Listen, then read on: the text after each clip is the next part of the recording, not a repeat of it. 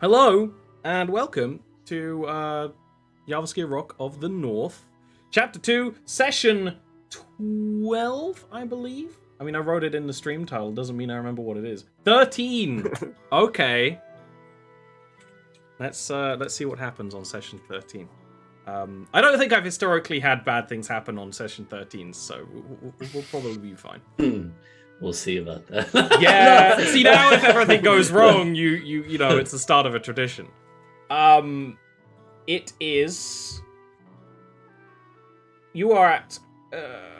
You've kind of started a whole new little line of questing. When you returned from this sleepy fire giant fortress, mostly preoccupied with trying to rehabilitate these giants, potentially, that are soldiers in slumber, you found a bounty poster for Peep's human mother. Of note, Peep is a kobold. Peep got adopted by a human. Turns out, you weren't sure if it was like a real bounty or they'd been framed. No, the bounty was for banditry, and Peep's mother is actually a bandit captain. You went and fought with the bandit fort. While most of the bandits were under some kind of enchantment, Peep's mother was able to see through the test that Peep was put upon, and you managed to talk to her, finding out that she was actually a bandit before she married Peep's father, and at least apparently, and someone owned her debt. She thought she was free. Someone else owned her debt, a man named Agahast, and forced her back into banditry, potentially killing Peep's family to force her into it. That was kind of the situation she thought she was in. She's not entirely sure. There are a lot of loose ends. Peep, of course, being a good little boy, was like, I will solve this problem. Agahast, the person who owns the debt, is in the country of Velheim, where Adelhard is from, your new party member. He's over there. And so you got in the Rock of the North, your flying Sun Elven tower, and have started your descent, pretty much. You decided you would arrive trying to use the mist and sea cover as a distraction, because the Rock of the North is a golden tower that flies. And this is a setting where airships have only just been invented, are not very common. Seeing something like that flying in the sky is pretty weird in most places. And you're trying to land in the city of Velheim, probably the Raven Lord side of the city, which I'll go into more a bit later, though you've gotten a little bit of the basics. Is that still the plan? You did just fight some spirits from a spirit storm, but is that still the plan, to try and land using the mist and sea cover of the morning? I'd say so, yeah. Sounds right. Okay, excellent. In which case, we can go ahead with the adventure, because none of you drive the Flying Fortress, which means none of you have to do a pilot roll. I am keeping up with any clouds that we decide to fly into before we fly into them. Oh, yeah. And popping divine sense before we just fly into clouds randomly and blindly now. Yeah. Speaking of, Adelhard still has his HP drained. Yep. Yeah. It depends if you want to take one more long rest before you land. It would be morning. You were kind of attacked in the middle of the night.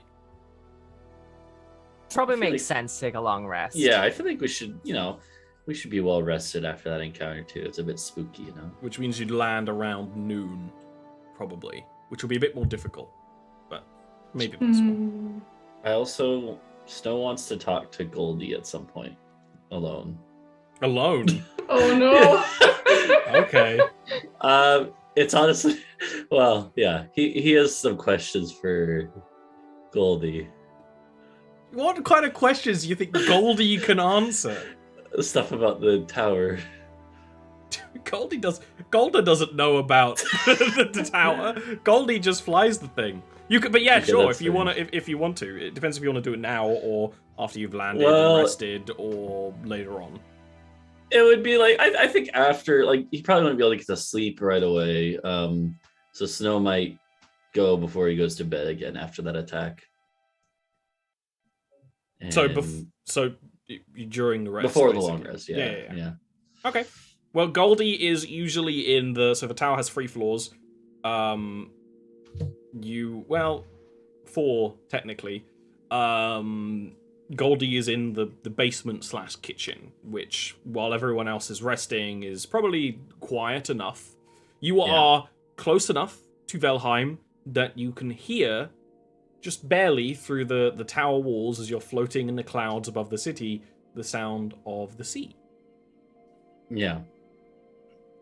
Snow would walk in and be like, and Goldie's doing Goldie things. I don't know. Goldie doesn't really do anything. Goldie is an ancient automaton that you found and has been jury-rigged into the tower, basically, to fly it. Because during the last campaign, you found out that the Sun Elven buildings are mostly controlled using one main control. There are separate ones, but this is kind of, like plugging a droid into your Starship computer to make it faster. To make it work better. So Goldie just is, like, standing slightly slumped like a corpse in the corner of the room. But you can hear the cogs and wheels ticking inside him because he's clockwork. Also, to refresh my memory, the tower is like on like a chunk of like rock, right? Like it's No.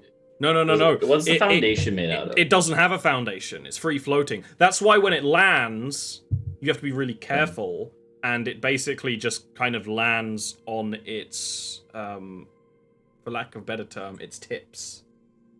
It's like if you imagine a crenellated tower top, like a typical castle, it has that on the bottom as well, because these were not. That's the thing about these old Sun Elven designs; they don't necessarily stand up to whatever you'd need them to do now. This is really ancient. So it has a really hard time landing anywhere awkward. Because of that. So it doesn't have any foundation, doesn't have any land. That's something that Tanuma actually could upgrade the tower to have, because some of High Thundrel had similar attachments. It just depends what kind of things. It depends if you ever want to turn this into like a flying town almost in the future. So Snow wants to ask Goldie. He'll be like, Goldie, I have a question for you. You may ask your query. You know how tough is the tower?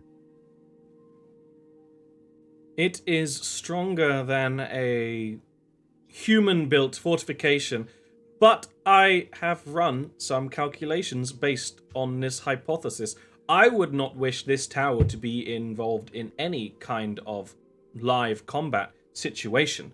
While a group of bandits would be unlikely to damage the tower's exterior, I do not know the exact locations where the runes that allow this tower to fly flow through the stone. So any shot from any artillery, be it of magical or mundane nature, could severely hamper flight. Do you think that the tower could mount a battering ram?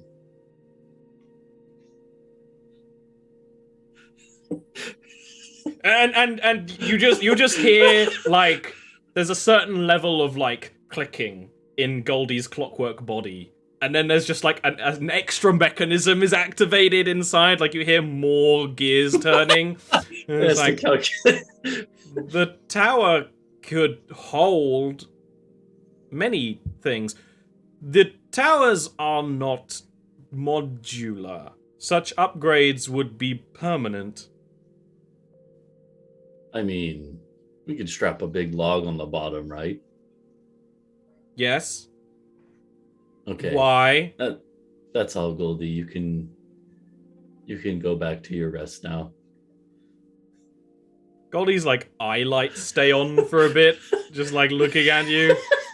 Because that is a very suspicious question. And it's good that you didn't ask that to one of the Sun Elves. Yeah, no, he really wanted to just ask Goldie. Yeah. He actually, as he goes out, he's like, "Oh, I was just curious, Goldie. Can we keep this between us for now?" That is a curious query. Something that criminals often suggest. You do not have criminal intent with this tower, do you? Where I come from, there's no such thing as prison or jail, so it's impossible. Where for me to I have come criminal from, intent. there is prison and jail, and I enforce it. No, what is what still is like so scratches his head. He's like he's like is a battering ram normally the weapon of criminals? Give me a persuasion check. I don't have Roll20 open. Hold on. Come on, dude. I always forget because I'm always so focused on the Yeah, the it's fair. talking part. It's fair. Okay, hold on. It's I got it. I mean, to be fair, I don't think any criminal's ever been arrested for wielding a battering ram. I mean, I guess if you were walking through a big city with a battering ram, like a couple of people just hollering it around, but the guard would probably stop you. Grand on a stick. It might be a little suspicious. It would be a little suspicious. It's my medicinal battering ram. Yeah, we were just bringing that to that building site over there. Mm-hmm. Yeah, well, that is like definitely a very D&D situation. We want to take the battering ram through the city streets. How do we do it? Goldie just sits there and processes and is like, I have not got in my internal criminal database any crimes completed with use of a improvised battering ram. Think about it like this, Goldie. I'm just thinking about the future. If we have enemies and they're here in this place, it wouldn't be a crime to batter our way into wherever they are because they're enemies. It'd be an act of warfare, perhaps, but that's not a crime. I will calculate upon this query. Okay, I can find a tree if we need one. Just keep working on that. And so head out. Like a super unsuspicious question. It's typical D&D. I give you a flying base, and it's like, what can we strap to it? What? Is the next question. Okay. Yeah, anyways, that's all. It goes to Yeah. bed then. You know. Awesome. All right, you take a long This is rest. for the future. Adelhard, the draining from the ghost. Your hit point maximum is recovered, but you haven't actually recovered the hit points lost. Okay. So you still feel very weak, but you feel like you could recover either with you or Vincent's magic. There's me not remembering a character's name. So you're still a little scuffed. Everyone else has everything restored. You don't really have to worry about it. Are you all good to engage landing maneuvers? Yes. Let's do it. Adelard, do you think... Would you, suggest a place you think you could hide a tower like this in the city? I mean, I'm sure he would know of places to hide. Yeah. Yeah. Exactly. He would suggest something. Slowly, the Rock of the North descends through what sea mists remain, although they're not quite as heavy as they were in the morning. The sound of the sea grows louder and is slowly accompanied with the sound of the city as you approach the country of Velheim, which in some degrees is one massive city split into districts so vast they are separate cities. You are landing in Raven's Harbor district, where Adelhard is from. The sea mist around the windows is so intense and opaque, you can't see through it as you're landing. Which is a good thing, because if you could, someone could definitely see you. You land in an area under an old bridge. The bridge goes over an dried up river that has been deliberately dammed by the Raven Lords at some point. And unless for some reason they open up that dam, it'll be a completely great place to store the tower for now. And the Raven Lords are very practical people. Adelhard knows the paperwork required to open up the dam would take like a year. So you've got a year, at least. Only a year. Only a year. As you hide in this spot. This bridge is of giant make. Velheim is a city that was constructed by giants so long ago it's almost hard to fathom. And since that, it's become populated by two peoples. The Raven Lords on this side of the city, and the Olvaxians to the west.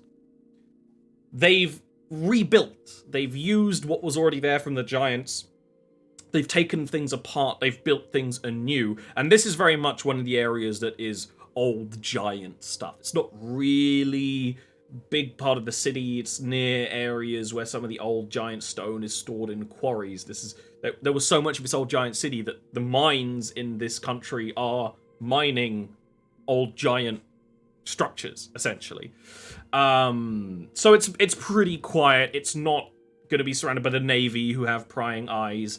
Above you in on the bridge is the nesting ground for all kinds of rock doves and things. And you're a stone's throw away from being able to walk to Raven's Harbor when you're ready.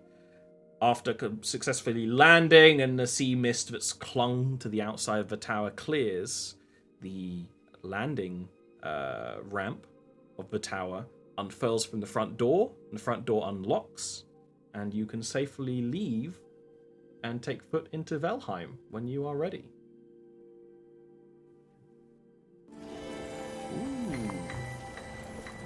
I would ask you. That was a satisfying noise. Sorry. Yeah, what's the plan? Who do we go to first?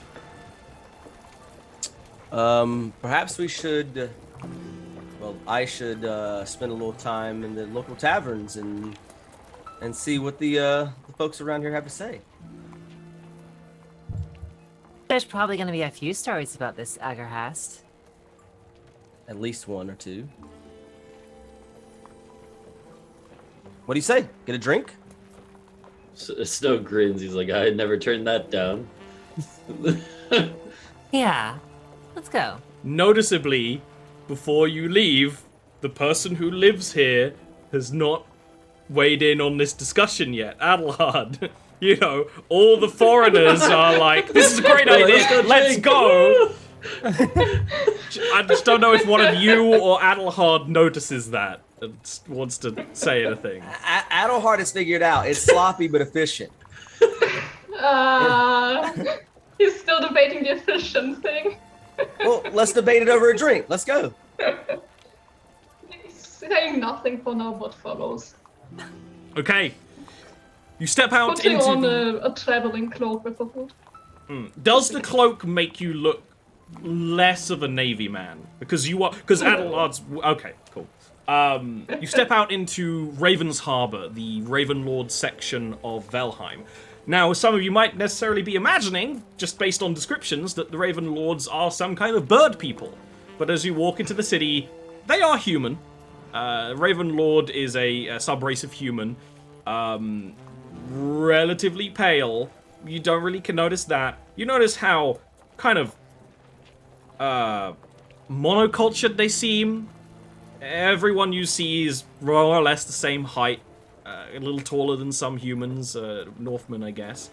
Most have brown or black hair that's very short, and lots of different styles, but short, sensible, out of the way. If there's a ponytail or something, it's very well, like, put behind them, out of the way. You know, very sensible.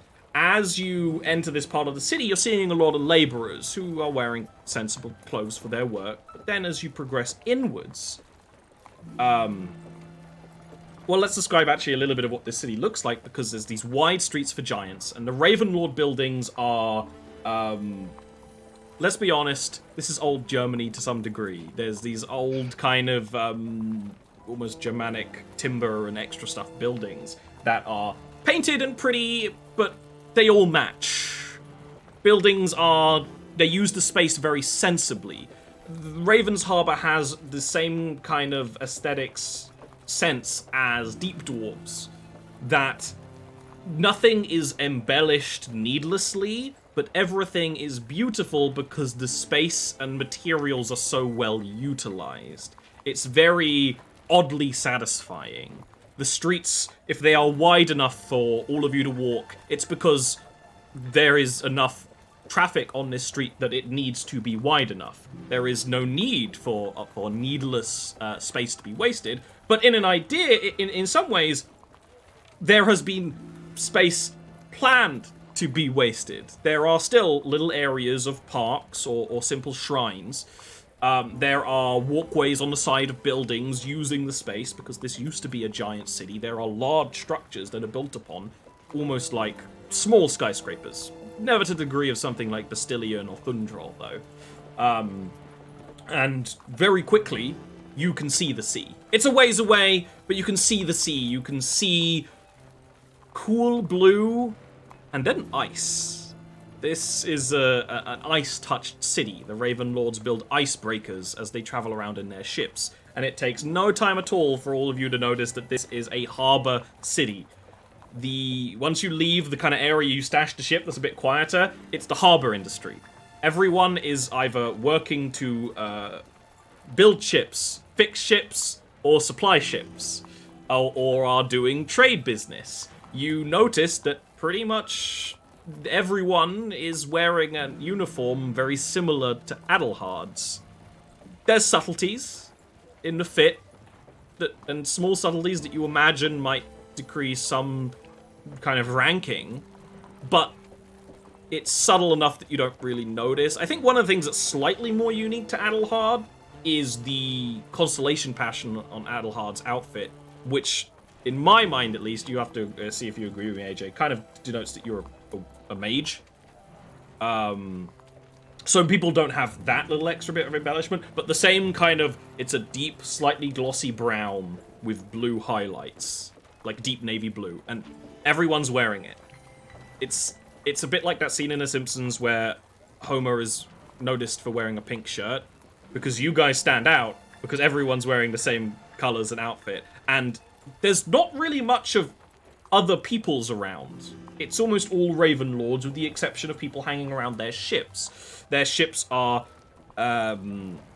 it's almost all this human race working away quite competently. But there's signs of uniqueness to their culture everywhere.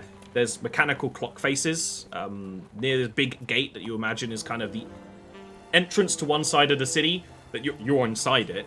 Has this really big, almost Big Ben's like clock face that's ticking away delicately.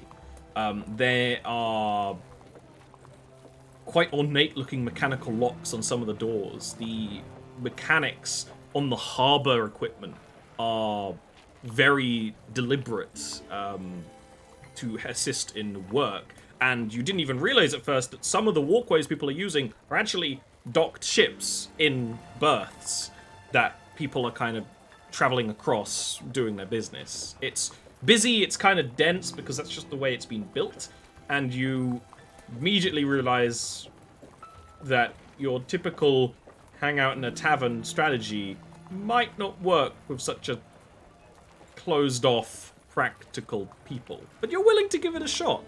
There is still sound of slight revelry in taverns. There's music in the streets. Someone is playing an almost like the spoons to a beat that some other people are working to. But it's different. It's up to you.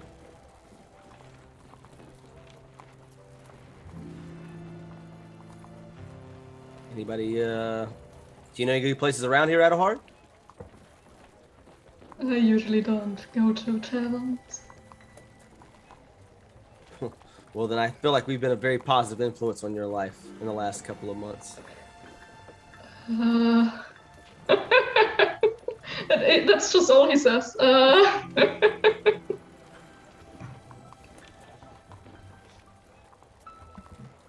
As you are walking, because you are a group that does stand out. The people here are polite enough not to stare, but you do stand out. Although admittedly you stand out everywhere because one of you is a kobold and one of you is a half-giant. So you're not... It's not unusual. But someone rushes up to you. They are not a Raven Lord. In fact, they appear to be a dog man. White, fluffy, clean fur, wearing kind of a apron and garb, but humanoid, bipedal, still has a tail. Tail is wagging. You look like you're travelers. Are you travelers? Are you in need of equipment and arms? What do you have? Well, Yes, I work for my master in the blacksmith over there. The blacksmith over there, he makes excellent weaponry and has some weaponry made of extremely exotic materials that would be great for traveling. Spell swords and heroes. I suppose we could take a look. Seems like a good idea. That would be most exciting. Thank you. Please follow me. And Thank you for being forward-thinking and cocksure. he'll lead you to this He said workshop. cock. Come on, grow up. This isn't going to be like every time I say dank when I'm describing a cave and everyone's like, hey, you're ruining perfectly good words. I don't think there's anything word with the word cock. All words are made up. Mm. Yeah.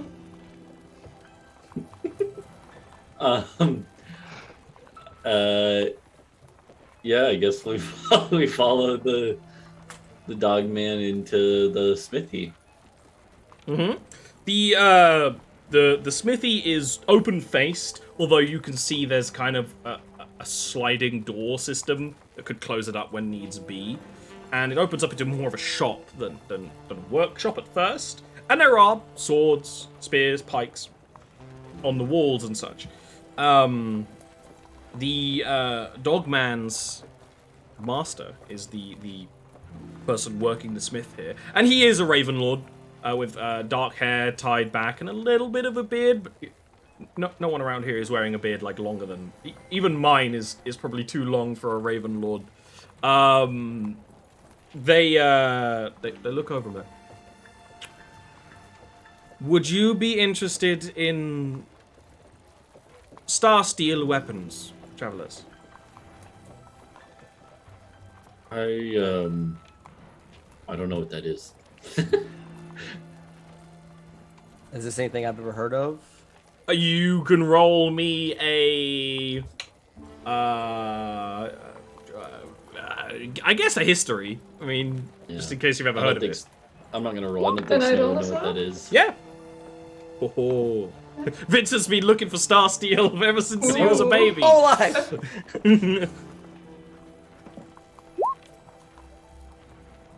Okay, so both of you know, though, you know, you feel free to lean into that crit if you want there, Zach, but star steel is meteorites. It's a certain material that comes from the stars. It's made of meteorites.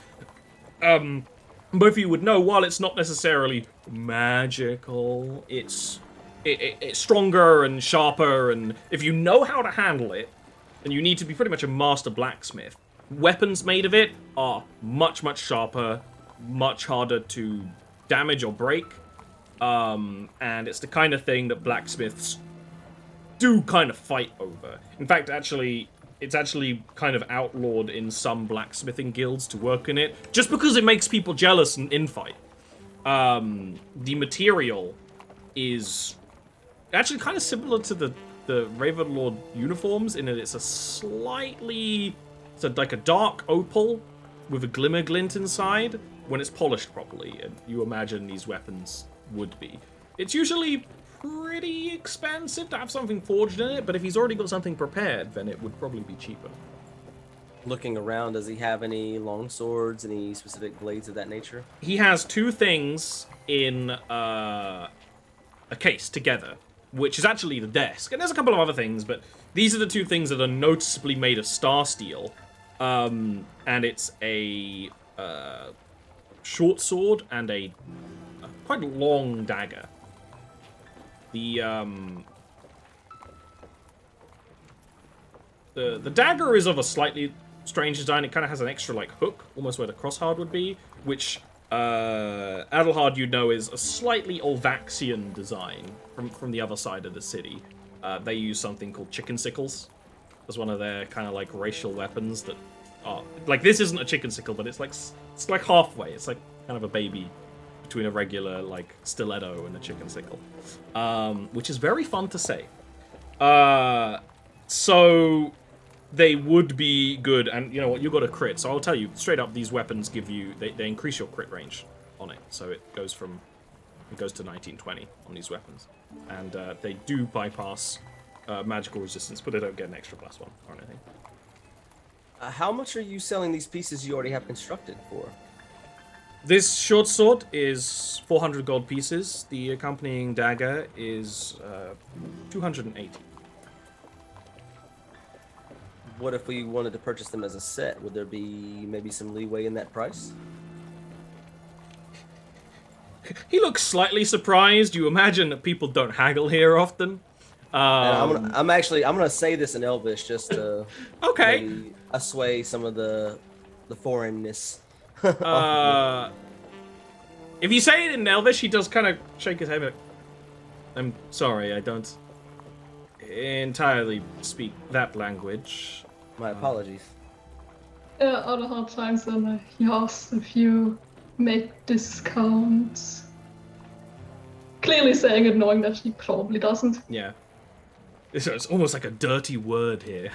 Discounts? Sales? Discounts here? It's when you tell a European that tax isn't included in the price in the US. That's exactly this situation. Exactly. That's 100% what it is. Yeah. It's like, Biggest culture shock. Yeah. Yeah. I could see it to reduce the price. I would like to see these wielded as a pair. I am quite proud of my work. They're exquisite. He will actually get them out of the case, though he doesn't like let you touch them.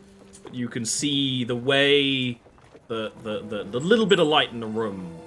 There's like skylights and things that allow the sun to stream in, and then there's a little bit of light from still bubbling forges in the back room and stuff. The light bounces off this material in a very exquisite and exciting way. It really does make it look like you're looking into like a nebula of stars. Excuse me for just a moment. Just allow me to consult with my companions for a moment. Do we have money?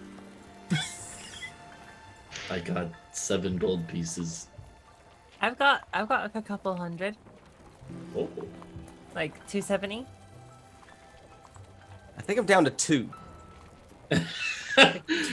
Two 200 or 2? Okay, I may have exaggerated the 2 that I thought I had. I have 9 silver total. See, me and Vincent are always broke. You guys don't. It's the typical adventurer problem where you don't ask to get paid, Yeah. and so you don't. Which is like great. It works really well. It works out. You've actually been paid in magical items more than once, but I mean, I have the Gorgon's horn. That might be worth something around here. We have that. It could be a material that might be prized. And we do have if we can find a history buff that's interested in giant history, we have the giant coins. Oh, that's true. That's true. Those may be worth something around here. I mean, I don't know. I haven't had them appraised or anything.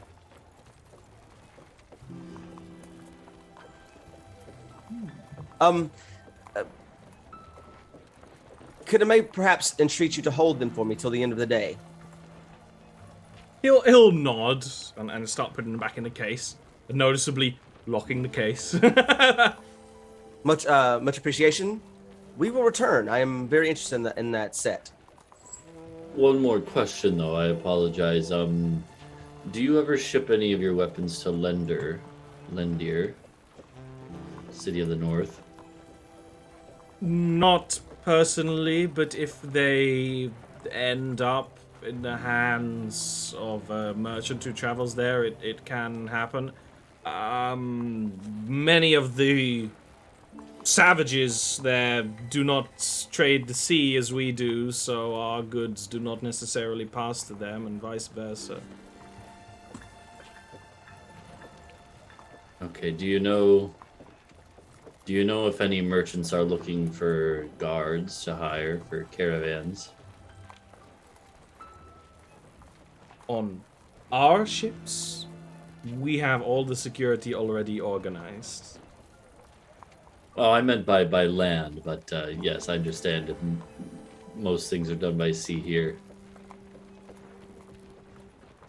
You may be able to find a smaller merchant traveling by land that needs aid, or one of the foreign merchants, perhaps, that don't have proper security forces organized. Okay, Snow would just nod and be like, all right. Thank you. I do hope that you buy the weaponry. It would be most exciting for it to go to a group of true heroes. I don't know if you're heroes, but you look like you are. I'm feeling pretty heroic. Question. Do you know someone who might be interested in purchasing one of these items? Are you talking to the dog or the man? The man. Okay. You show him the horn and the giant coins. Yes, there are a great deal of collectors of antiquities within the city. It is quite a booming business and can make a lot of money. Those coins are exceptional quality. So the Museum of Giant History would most likely take it off your hands. Excellent. Thank you. We shall return. Museum of Giant History. Let's go. Sounds good to me. Adelhard. I feel that Yes. we're kind of swimming out of our depth here. Perhaps you'd like to take the reins on the conversating from the rest of the day? Or at least for the next hour or so. He gives a nod. Excellent. Here. He just points in a direction. Museum is that way. You could walk to the museum, which really, it looks like a museum. It's a slightly more. Actually, here's a question. Mhm. Don't Adelhard know any private historians or collectors that might be willing to pay more for it? You can give me a history roll.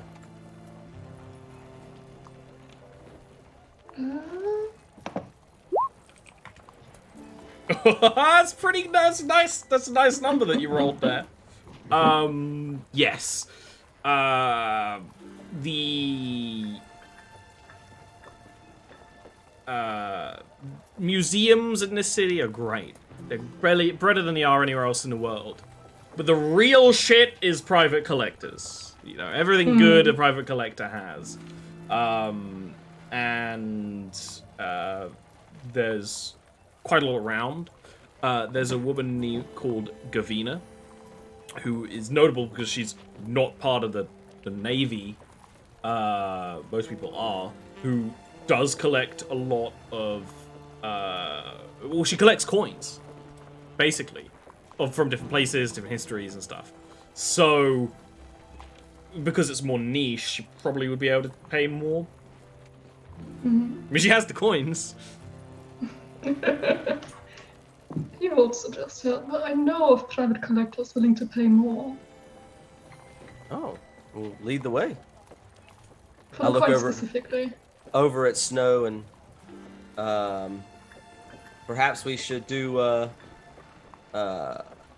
rich man bodyguard situation.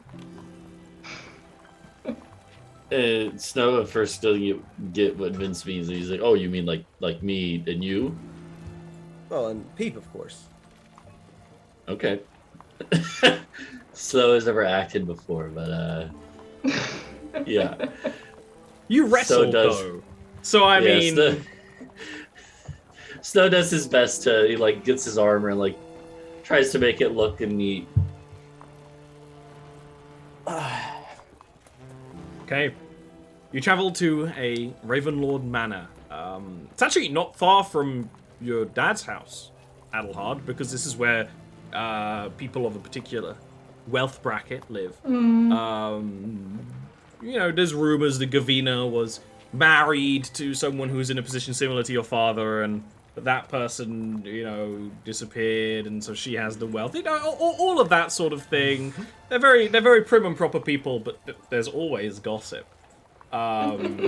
Always. You could approach and you could see a guard that is a Raven Lord that isn't in Navy uniform. Is actually in regular kind of scale mail. Can everyone but Adelhard give me insight checks, please? This isn't for this person in particular. It's just for something. Just to see if you've noticed it over time.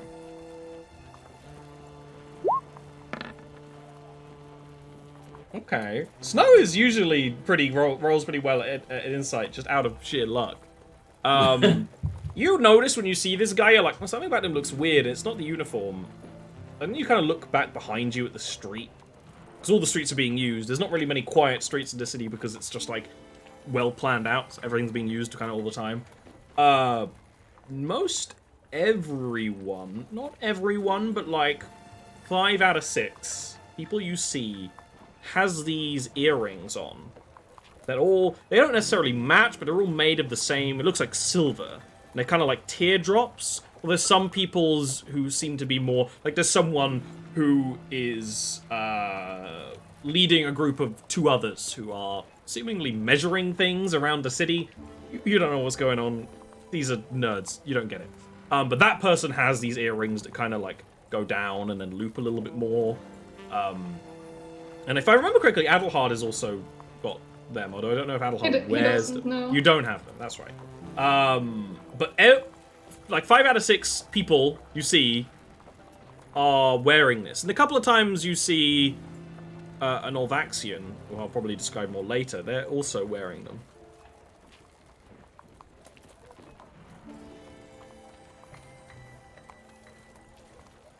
Okay, and so this is just something I noticed about this area. It's just something you notice, and you realize you've kind of been noticing it the whole time you've been in the city. Okay. But yeah, this guard is wearing scale, doesn't have a weapon out or anything. He's just standing in front of the door. And to be fair, there's a guard in front of most of these doors. But most of them are Navy members, Navy recruits. Of note, most people are carrying crossbows. Similar, either like Adelhard's or bigger. That seems to be the cultural weapon of the area.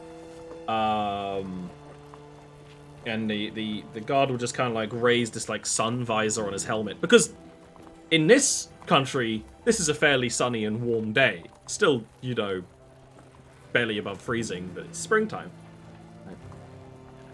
Do you have business with Mistress Gavina? I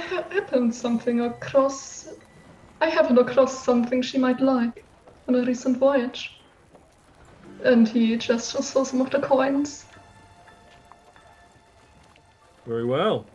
And he'll open the door and head in with a lot of you. Snow, you have to duck through. The not made big enough.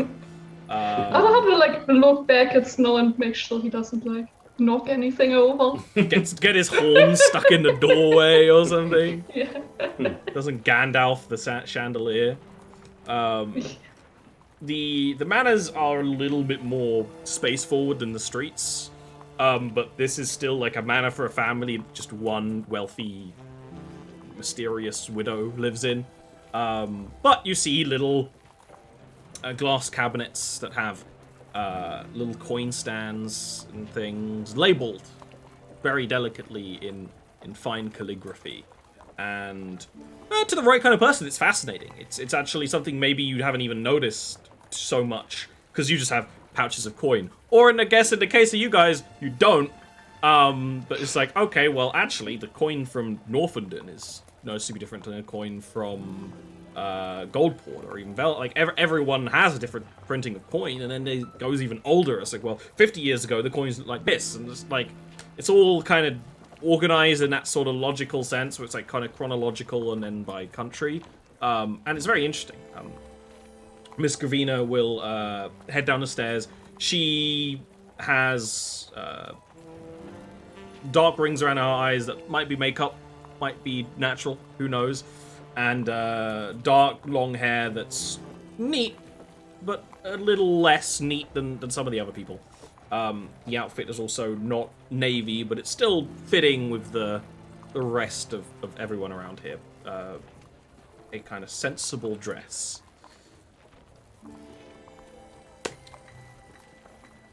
Interesting. I didn't expect that you would ever visit my house. I do know your name. It's on the tip of my tongue. Von Dorn, the Von Dorn boy. He gives a nod. Interesting. Treasure hunting you've taken to, then, with others? Something like that. But I thought you might be interested in these coins. How many did you have, Zach? There were... If I even said. I might have not even said. It might have been like, you just have a stock. There are 5 giant gold coins and 12 giant copper coins. Okay. Oh, interesting. These are very old and of a very fine quality, and she will take out, like, attached to her, like you think it's just a brooch, but it's like one of those eyepieces like jewelers and things have, and she kind of twists it and it goes like, it's all very minute clockwork mechanisms in this city, almost like the ancient gnomish stuff, but it's, you know, a little different. And she examines it and whatnot. Now this, I would love to have these as part of my collection. Giant coins have usually are melted down, or the detailing of them is worn away, but here you can see on the gold the rumored city of Magnonir. Some say was once attached to Velheim before vanishing. The end of the Age of Giants. And she's right, when she polishes it, it looks like kind of like a mountain city, but the mountain is noticeably not connected to the ground in that same kind of almost Aztec style, jagged, angled illustration coins have.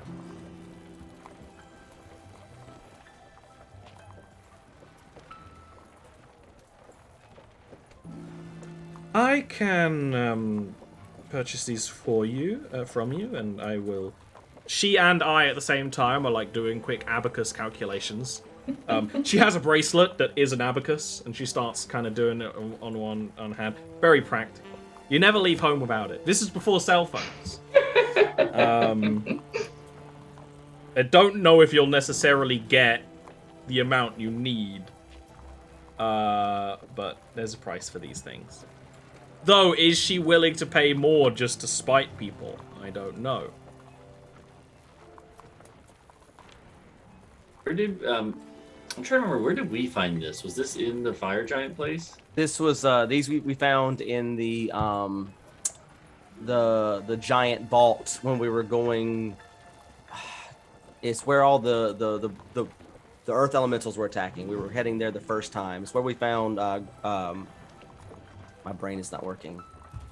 Our skeleton buddy. Oh my god.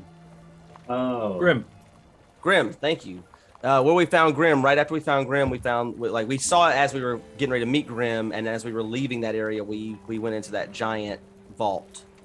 Yeah, I've talked about Yes! the hobgoblin. I think that's also where we found yeah. the bag of holding as well. Yeah. You found a bunch of stuff Okay. there. Yeah. Yeah, because there was a dead frost giant outside, wasn't there? Mhm. Yeah. Yeah. It was It was the a skeleton area of with a the giant. dead giant outside. Yeah. She offers to buy these from you for 270 gold pieces. Which is good.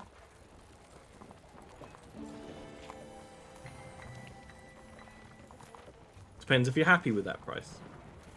It's not enough to buy the full set, but it would be enough to buy the dagger if you maybe schmooved a discount.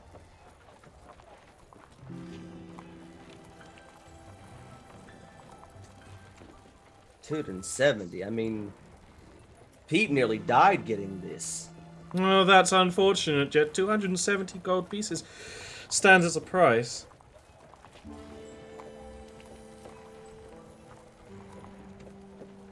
Did say this is from a city that is now vanished, though. It's a limited good. You yourself said how difficult it is to find these in such great condition and quality. I like how we're supposedly bodyguards and now we're all negotiating. No, just like, and it's like, wasn't I supposed to be talking? He doesn't say anything. He just looks back. Sorry, we also double as financial advisors on the weekends.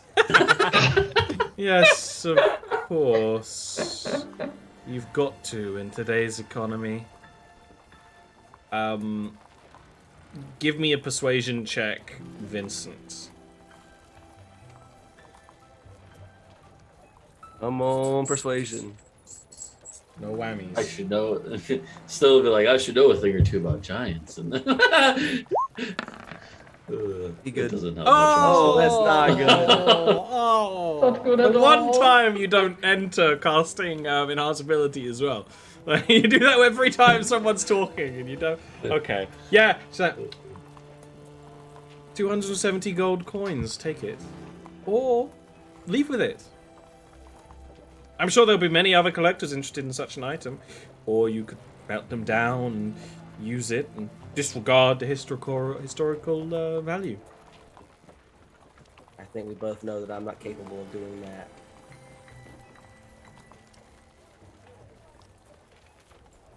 She will motion over, and a servant will bring over a small lockbox with the exact right amount of gold in it, and opens it up, and it has the little shine such amount of gold has.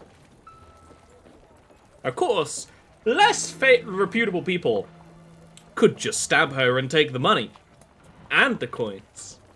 I'm also not capable of doing that. We'll be lucky if I don't I offer. wouldn't let it happen.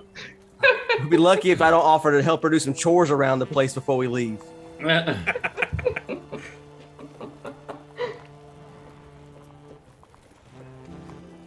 Well, it was a pleasure making your acquaintance.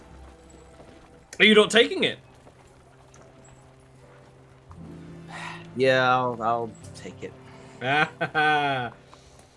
Excellent. and I'll put the money in the bag of holding for now.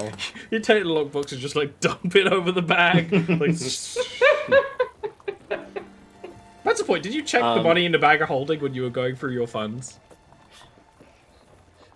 We don't have any money in the bag of holding. Yeah. We don't have any Although- good funds. We do also have, as I dump the money in there, I'll pull out 5 giant tablets containing history of the ages. Oh yeah, we do have that. How about these? Are these worth maybe a bit more? Full of surprises. Interesting. These were passed down by my family for generations.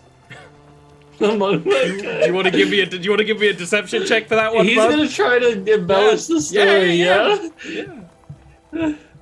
To be fair, like You since are a he is giant. Well, and he's also a weird type of giant. There's probably not another one like him, so maybe she won't know enough. She won't know enough to not believe him. Maybe. Let's see. I love the idea of Okay, Sabriel in the deception. future checking a bag of holding. Like, where are the valuable giant histories? See, I'm telling you, this has been passed down by my family for generations. I heard you the first time. It's a bit weird that you said it twice, but I do believe you to a degree. They're interesting. I like them. The one with the elementals is quite a good piece for conversation. Did you know there was an elemental attack on a land of giants recently? I did not. Well, this is sure to get attention at dinner parties. Yes, I think the 5 of them together would do quite well in my meeting room. 500 gold pieces for all of them. Are your characters as bad as keeping a poker face as you guys are? I would like look over at the others and be like I don't know. Adahard is perfectly good at keeping poker face. Adahard only has one expression, and it's That is very true. because of his scar. He is physically incapable of having other expressions. He is physically incapable of happiness. Well, also mentally, but... Quill, I think you've been muted for like the longest time, by the way. No. Oh, I'm you're just... telling you, there's not been much to say. Peeps keeping it quiet, but Peeps also very much trying not to squeal at the 7 to 500 gold, because that's like that's almost double what Peep has right now. That's a lot of money.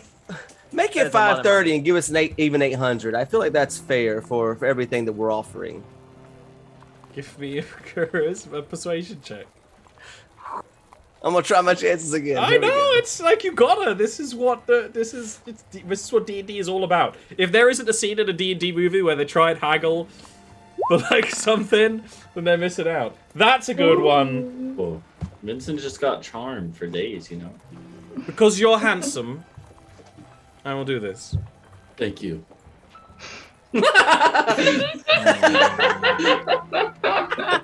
She waves at the attendant, and they'll come back with some money. It's all gold. It's all shiny, clean. Like, this is the thing about getting paid by a coin collector. It's all very shiny and like clean coins. Yeah, so it's altogether 800. Perfect. Okay.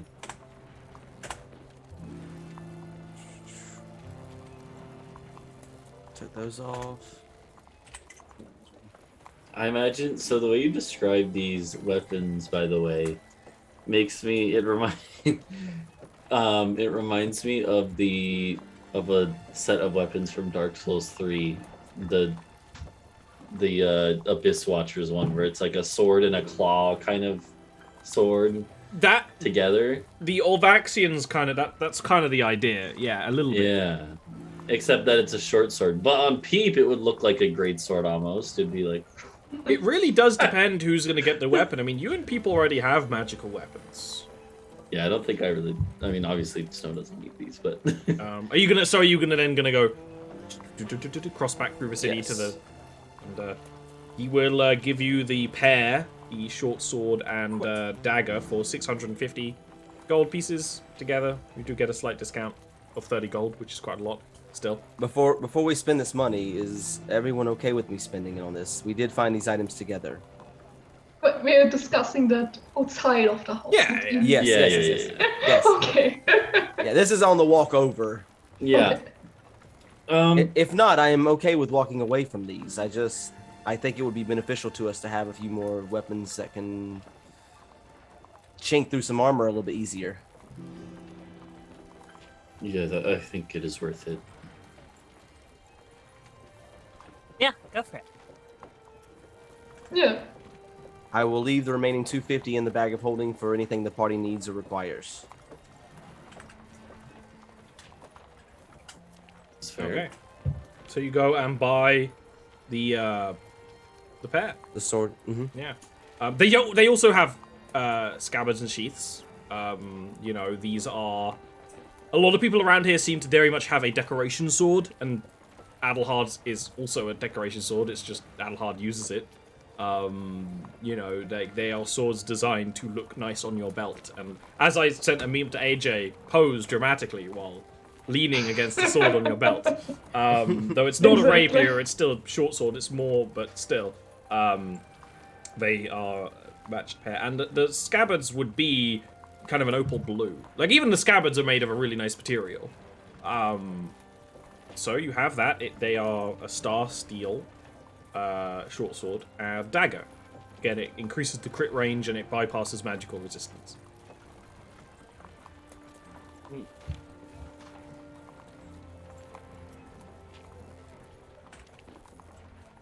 Now the funny thing is, none of you really use the short swords already. So short sword and dagger combo is a very different moveset to most of you. But it's up to you who has it. Of course, having the powerful dagger is useful for anyone anyway, like no matter what. As I said, Peep and Snow do have +1 magical weapons, but that's not to say they couldn't have more. Up to you guys.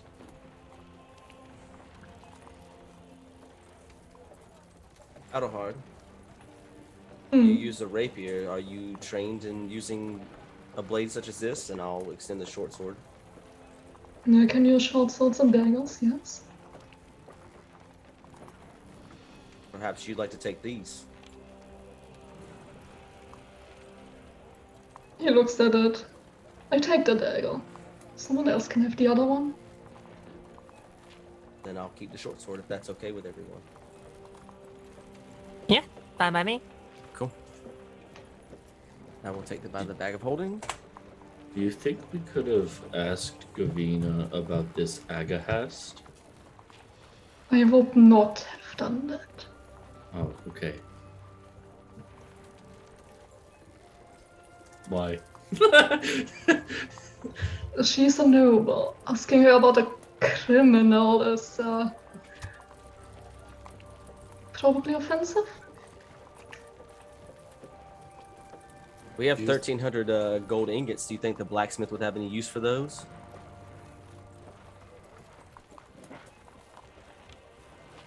Perhaps. I mean, what can you make out of gold besides coins? I'm not much in the way of smithery, so I don't know. Maybe we could get our own gold coins made, but I don't know how that works.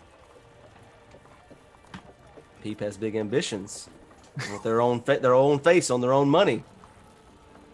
That does sound kind of cool. I'm not gonna lie, it does sound kind of badass and perfect kind of thing for a dragon's ambitions. Maybe one day. Like a few years, there's just weird gold coins in circulations, like really rare ones with It's a collector's item. It comes full circle.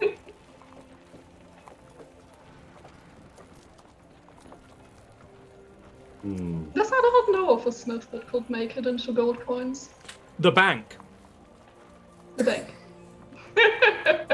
Gold ingots are basically a way to carry more gold without using coins. Yeah. You trade it in at a bank and they're labeled their value.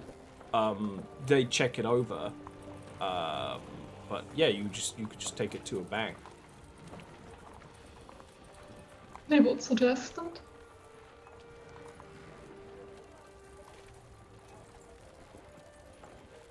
Yeah, we can do that. Try it. Okay, you can head over towards the bank. You notice as you're going along the harbor, there are a huge number of these ships in port, and then there are ships from other countries as well. The Raven Lord ships are very big and beautiful, and bolstered and supported, and have mounted crossbows all over them, because ships in Jarviskjir use mounted crossbows rather than cannons. Cannons are unpredictable and dangerous. On the harbour guards, there's towers on the harbour and also dotted in the sea a little bit. You can see them; they're lit up at night.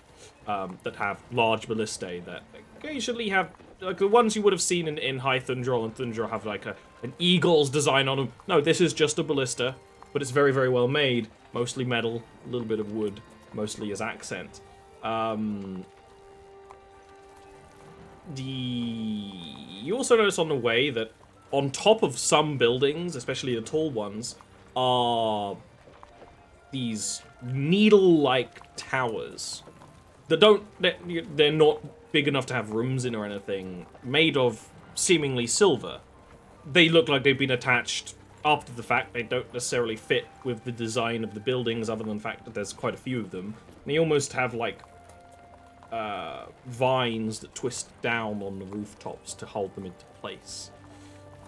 You can go to one of the banks. There are a few Tronites here running some bank operations from the island of Tron. They are not used to the cold. Tron is a tropical island. They're another race of human.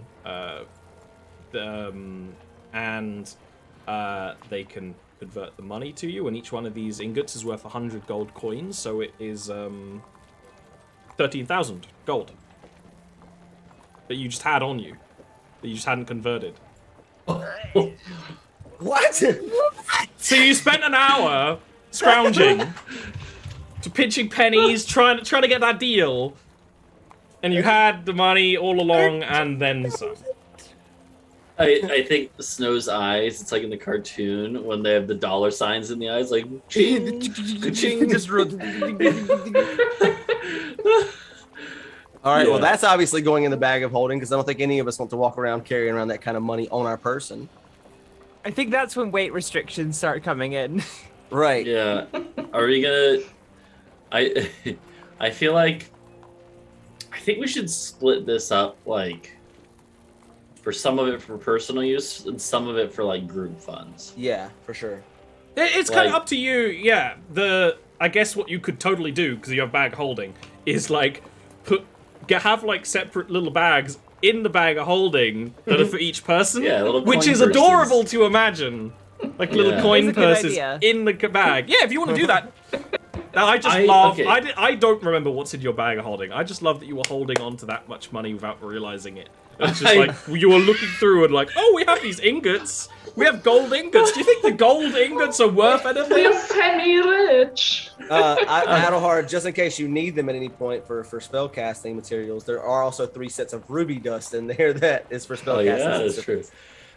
How about we split it up so we have 13,000 there? How about we do 2,000 for each of us, including Cinder, and then 3,000 goes to group funds. That seems like a reasonable thing. Okay, so I'll write that in my notes. 2K to everyone, and then remaining. Why 3K is to your the group. barbarian the party bank? Right. I'm not. Snow's not doing this math in character. No, I know. It's just it's funny to think about. Yeah. All right, I'm just gonna since we're all containing the money in the bag, I'm gonna put each of our characters' names, Yes. and then just put how much we have next to it in the bag of holding. Oh, Snow has an idea now. Now he has money. He's gonna Dangerous. pay a visit. He's gonna pay a visit to a shipwright in a bit. Ah! Oh But- no! On his own. He was not gonna do that with the group. What are you doing? No, we're not pulling a cart with a ship. No, don't worry. It's not that. Don't worry. Do you want to attach battering rams to ships now? Well, I mean, to be fair, that's pretty much what Ravenlord's ships do, but they never use them Yeah. because that would be dangerous. I guess I don't know. So I guess now we so after we do all this, Snow would be like, where should we begin trying to find the one who holds Peep's mother's debt? We could try a tavern. I guess that was the plan. And now we have drinking money. This is A true. lot of drinking money. You're gonna wake up Well, in the you're morning. certainly going to make some tavern owners rich. Okay. Wake up in the morning and our whole bag of holding is There's like just no, on the other you've side of no the money. continent. Yeah, you've consumed all the money. That's what I was imagining. We bought the tavern. Buy a Now- tavern and retire? They'll definitely tell us what we want to know after we buy the tavern.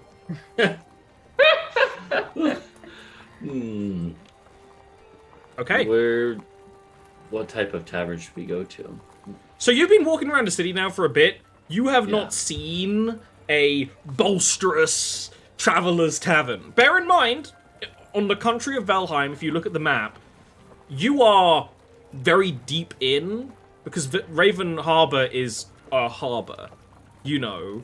But this isn't the kind of place that has a bolsterous sailor's tavern either, really. And if it does, it's kind of hidden away, which you could maybe find. What you have seen is like whiskey and cigar bars. You know, this is very much that kind of place. Inns with like sitting areas for drinking and eating, but not so much bolsterous taverns where everyone's having wrestling contests and whatnot, and all the shenanigans you're used harder to. time fitting in here than normal. Yeah. At least amongst the Navy folk, but nearly everyone in this city is a Navy folk. Is there not like a... Snow would ask Adelhard if there's like a seedier tavern that we could find. Also, just a note, Raven Harbor is only one part of Valheim. You could leave and go to other parts. Does Adelhard know about seedy taverns? We'll see. Probably not, to be honest. Probably not. It's not his style. Adelhard is a sensible boy. He's a very good boy. If Agarhast has my mom's debt, and she lived around Lendir, then it would probably make sense that Agarhast is in a place where a lot of outside traffic comes in. And I doubt that comes in through the port, from what we've seen. So maybe in the more touristy parts, where more outside trade is, we might find more what we're looking for. Yeah, is there like a foreign district? There is, you know, if you buy a map of Valheim, between Raven Harbor and Whitehold, Whitehold is where the Orvaxians live, is kind of a neutral ground, but now has this grand market in. And then there's also the Moon Elven district as well. It's not just Moon Elves, because there's not many of them, but all the people who feed and function in that part of society as well. But yeah, there's kind of like a grand plaza where you'd be able to find foreign merchants and things, which is sort of in between and to the south.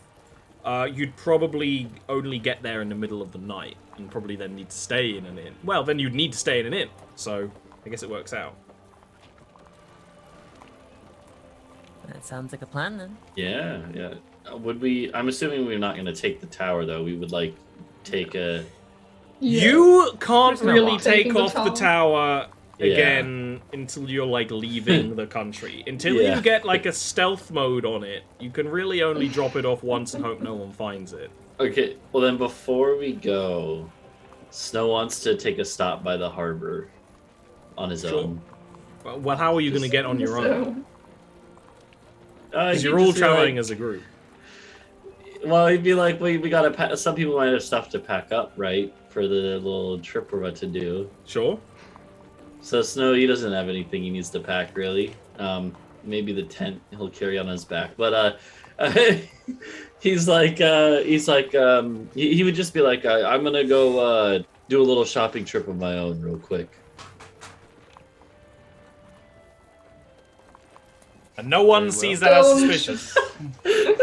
I'll Why? just... Yes, why, and don't do anything stupid, please. Well, you know, I've never had this much money. I have some ideas of how to spend it. It's burning That's even holes in more your pocket. concerning. Can I I used to tell my insight children this? all the time, don't let the money burn holes in your pockets. Don't worry, I won't do anything dumb with it. Can I insight that? Yes, versus deception. Oh, okay, yeah. I think because he said I'm not going to do anything dumb with it, that Adelhart should get advantage. Wow. Ooh, he keeps a straight face here. He keeps a straight face. Maybe Adelhard feels a little less suspicious because you know that there's no way you could possibly do anything stupid in the Ravenlord side of town, right? There's no way. We went back to the tower No after way. that, right? Before we set out, we're grabbing It seems things. like Yeah. that's the way you're leaning, yeah. I am gonna go find Goldie, Yeah. and I'm gonna give Goldie the rest of the money that I owe Goldie. Yes. Oh yeah. Yes. You That's you funny. give Goldie the like however much money it was. It was like it was quite a bit. I Like think 500. I owed Goldie 800, but I gave Goldie 50, so I think I owe Goldie 750. Yeah, 750. Goldie will take the money. Your debt to society has been paid. You can now consider yourself a free and legal citizen. You had a debt to the machine. I'm a man of my word. I broke something. I deserve to pay a fine. What did You- you break? You then notice Goldie is just holding the money. Like Goldie has anything to nothing do to with it. do with it. Like Goldie, would you like me to hold on to that for you so you can spend it when you need it? yes.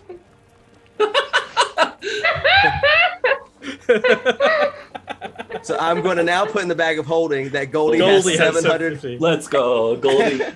Just when you start giving money to keep putting money away for Grimwald as well, that's when things are going to be dangerous. Who isn't even College here? fund. I think Grimwald's already been to college. He just doesn't remember. Yeah. And if Snow is getting away with going to do his own little shopping thing, I will go and see if there's a courier I can find. I would like to ship the 500 of mine to my family back at home, to the homestead. Sure. Velheim. So it's a bit surprising, but actually, how abreast was Vincent of the news when you were back in Northenden? Northenden did have a newspaper that kind of did deal with global news. It was one of the only places. I imagine he's an old dude, so I imagine he read the newspaper every morning, mid-morning break while he was, in between farming things. Pick up the newspaper and read it and drink some coffee or something. Yeah. So you remember reading in the Jarviskjir Gazette that when the Moon Queen came to power, which was around 6-7 years ago, it joined the global society instantly and very quickly. So the courier guilds do operate here, and it's easy to find a courier to send a message is anywhere else in the world. That's of note because the courier guilds are protected by pretty much everyone. You can't get away with killing a courier carrying a message even in wartime. At least the people on the surface. There's no courier guild down in the Underrealm, but that's neither here nor there. It will cost money! But God, that's going to involve doing the mile calculation, isn't it? I will say it would probably cost 2 gold to send that gold. All right, I will ship that off to them, just Okay. in case they need anything, Yeah, repairs or anything like that. yeah. Well, that's a lot of money to a homestead. Although, to a homestead, it's a bit like having an old house, like this one. Things cost a lot. Especially when there's land to keep up and Land to equipment keep to up. maintain, livestock and all that. Exactly. Okay, so before we do a break or anything, Snow, you want to go to the harbor, and you want to... What kind of person do you want to talk to? There are He's not shipwrights very and well stuff. versed. Yeah, he's not very well versed in naval affairs. So he probably wouldn't know any better. He's probably just gonna go to literally the first shipwright he sees. So if you want to roll a D100 or something. Oh no! just- The first shipwright you see is the Navy. You'd have to go out of your way to find let's an go. independent shipwright. I'm going to the Navy, boys. I'm not even Oh, joking. no. 90% of the people in this city are part of the Navy. because then it's just But- the way the city is. So you putting go out this to one of in my these notes. Navy shipwrights. They are these dry docks. Like I said, they're kind of Okay. almost like in the city to a degree, and then they sloosh the ships out. And there are teams of people working, and there is someone in a quite neat uniform watching all of this. And of note, of course, the Ravenlords, their uniforms, they aren't like furred or anything for the winter. They just kind of deal with it. They're just kind of like cold and sad all the time. While it is padded and everything, that's just kind of the way it is. But he's standing here by this office while all these men are actually kind of packing up for the night because it's a bit too dangerous to work at night. There is a couple of automatons, not like Warforged or anything gnomish, like almost like a walking cargo thing, but like very, very slowly. So yeah, you can meet with this person. They are wearing a fancy naval hat. Hello, sir. Greetings. I would like to contract some services from your dry docks. That is most unusual a request. The Navy does not often allow privately commissioned ships, and I am making a small leap in judgment, assuming that you are not part of the Navy. You are correct, but I mean, I could take my business to Whitehold if that would be You will more not convenient. find a shipwright amongst the Elvaxians that is not already one of ours. And no, you notice, like, he turns his head and there's a shine on the earrings that are the same silver. There's a I'm gonna like orange garnet in these ones. They do seem to be slightly customized. Well, I'm just saying, I have some coin to spend, and on a small project, I'm sure it would take no more than a couple of your workers for a couple days. What size ship are you imagining commissioning here? Oh, I'm not commissioning a ship. It's a modification to an already existing vessel. He, like, slowly clasps his fingers together. He's like, well, that is a much more agreeable situation that can be discussed. Do you need a ship, ice-proofed? No, I'm looking for the installation of a battering ram.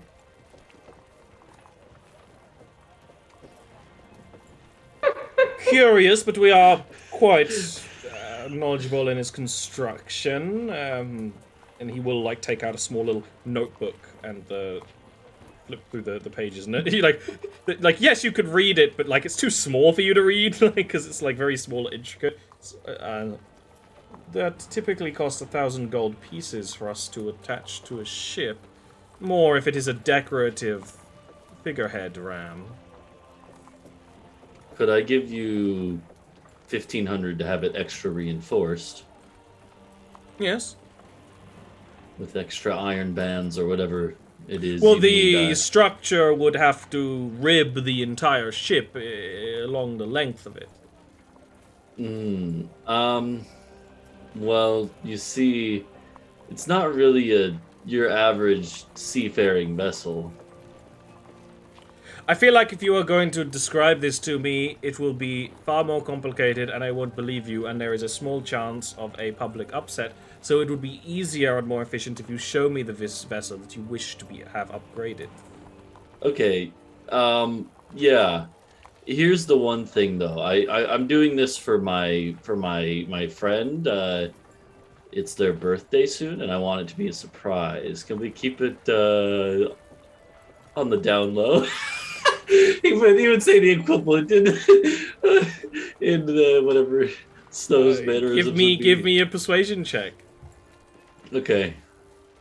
Yeah, that's actually of note. It's something I can't do. Me and AJ have discussed, like, the Raven Lords have a slightly different common dialect that is, like... Yeah. You probably do need to pass it slightly. What was it? You called it... can't remember what you called it. Snow would say It's a little I could different. throw in a bit extra on top if to keep it Roll the dice. Oh wait, that's perception, not persuasion. No, roll Hold on. Yeah. It's worse. Yikes. It is very difficult to build a ship in private, and unless I am doing so at the Queen's own request... Well, here I just meant if we could just go and walk by it, look at it from a distance. I don't want to approach it right now because some of my friends are there. We will be out of town for a few days, so you should be able to work on it in secret, no problem. Very well. Fine. Okay.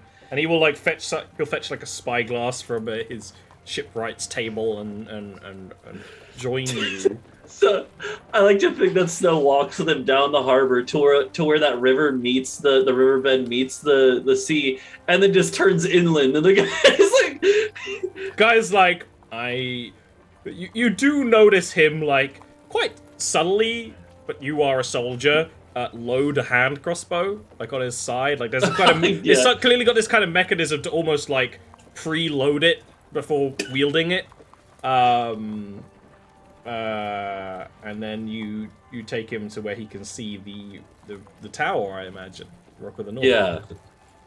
And when we're like a couple 100 feet away, because Snow doesn't want to get spotted by someone in the group, you just motion and be like, I want to. You see, it's not really your average seafaring vessel. I wanted to get the battering ram installed on the bottom of the tower. Or the side, whatever you think would be most secure. How did that get there?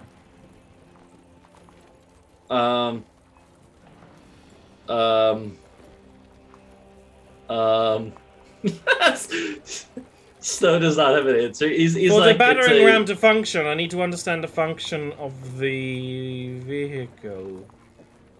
Yes, it moves up and down and flies. Flies. We are. I apologize. We're diplomats of High Thundral. Of course. I will happily upgrade your vessel for you. We can wait until your companions have left. It's a birthday surprise. You understand? Yes.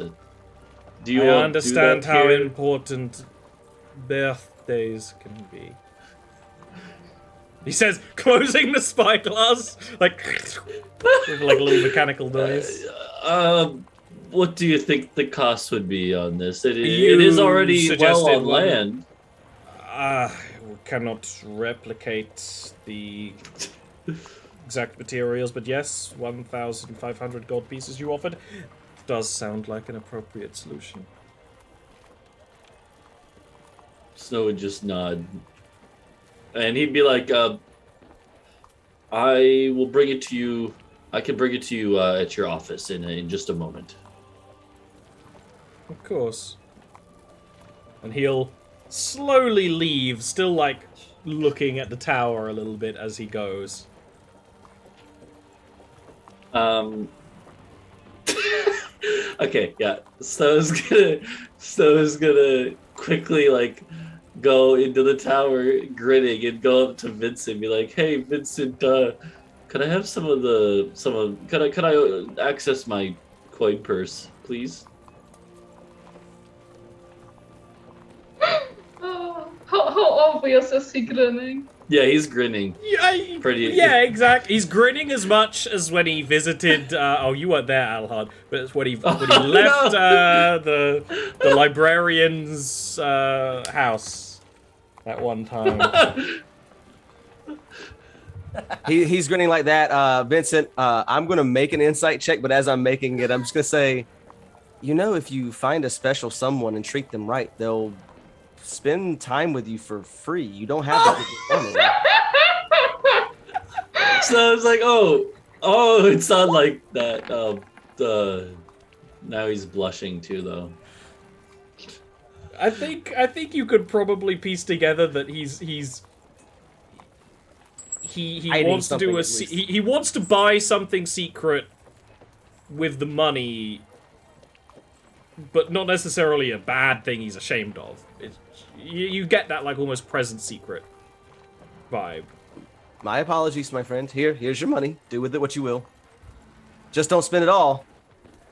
You owe me a few drinks. Yeah. So Snow will take his little coin purse and go to the office of this naval harbor master guy, and count out. He's gonna do 1550, just without even saying anything, to try and hope that the guy will keep it silent. Sure, he'll take the money. Yeah. He will take the money. Oh, what's your name, by the way, good sir? He has a name, and it's a good one. I haven't pulled that line out for a long time. Yeah. His name is Heinemann. Okay. Harbor Does he have a Master walrus mustache? He has a slight mustache, but mostly he has a big hat. Okay. Is it a beret kind of hat? No, it's a big, like naval loop-de-loop hat. Yeah. I should know what they're called. It's not a bicorn, Yeah. but... He's gonna go like, Yeah. I am the very model of a modern... Yeah, he's gonna start singing that song. And... Yeah, he could at any moment. You gotta leave before he goes off. He's got 10 levels in Bard. He'll blow your brains out. So so Snow give him the money and then go back to the group. Sure, like, and you imagine you're all got your stuff ready to go out into the city, not planning to come back for a while. Yeah. Okay, with that, this is a great time for us to take a little break. It'll probably be the only break of the show because we're kind of midway through. So, we'll be back after, 7 to 10 minutes or so. Alright, see you then.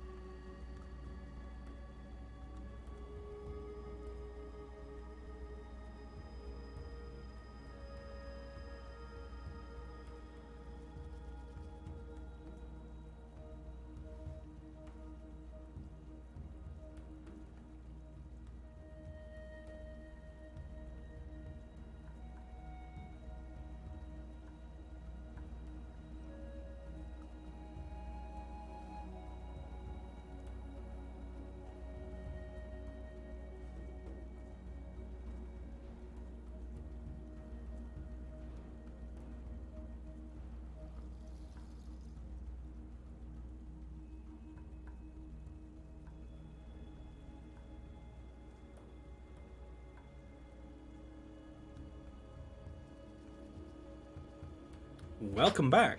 After that impromptu shopping episode, we may get back to the plot.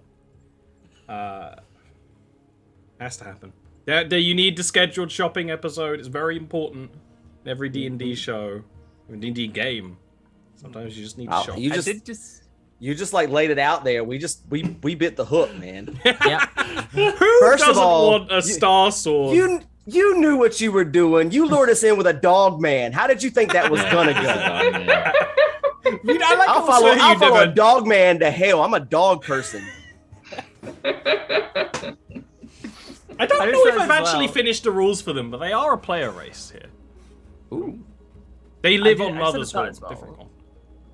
Like, when we come back after this few days away in another part of the city, and there's a battering ram attached to the tower, it's gonna be like, you know those episodes of like Home Makeover, they come back and they fucking hate it.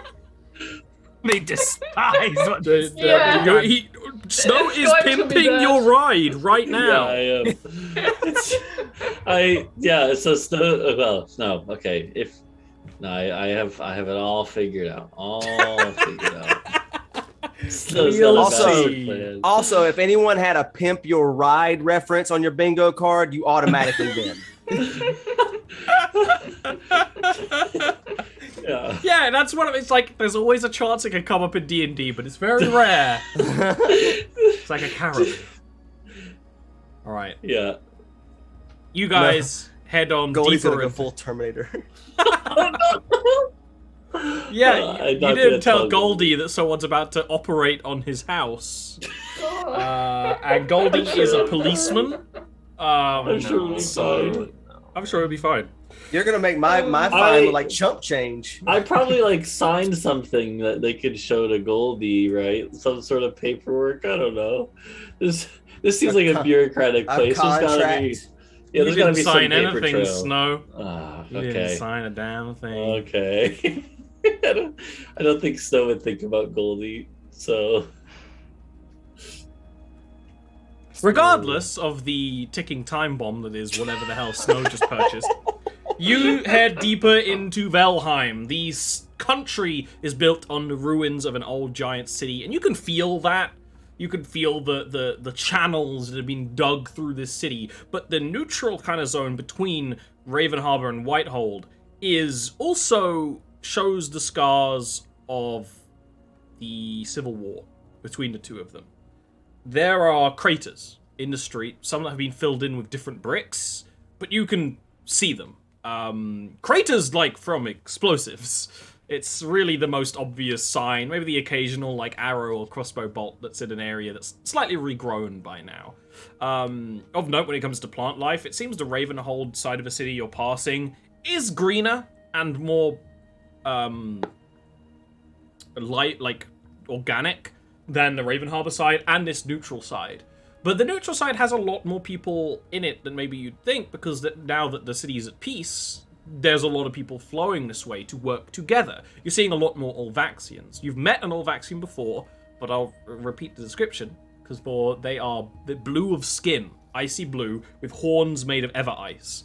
Unlike Vascursed tieflings from Bastillion, there's not much aberration in the Olvaxian bloodline, so none of them have hooves, none of them have tails.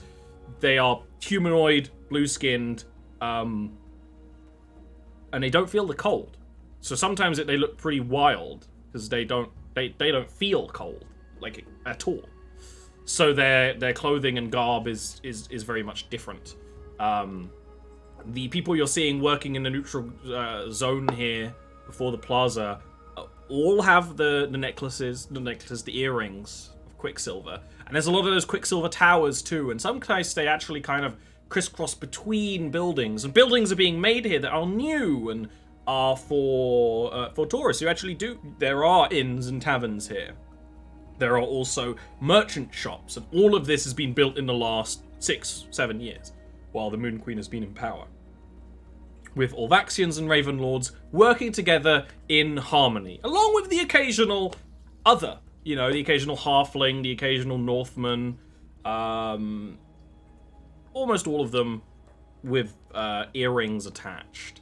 The Grand Plaza itself, you get there at nighttime, but there's still some work going there. There's a big stage sort of area where right now the only thing is this weird free-floating art piece. It's kind of like weird pieces of crystalline glass that float together in jagged angles, and it's pretty. You don't necessarily get it, though. But all around are stalls, mostly packed up now from the day, or people who keep their business going at night. Some of them are wheels, some of them are attached to other buildings or whatever, or pack their things away into a nearby warehouse and work together. And there are people from other countries here. Quite a few dragonkin or dragonborn, depending on where you are in the world. So people can see a bigger, taller humanoid dragon, and the humans from other parts of the world and whatnot. Merchants from out of town would set up here. But you get here at night. The lanterns are being lit by it's someone on stilts, because it's like just kind of faster. They've got the balance to do it that way. It's quiet is falling over the area, but aside from the distant murmur of merchants talking about their day of business or deciding where they're going to go.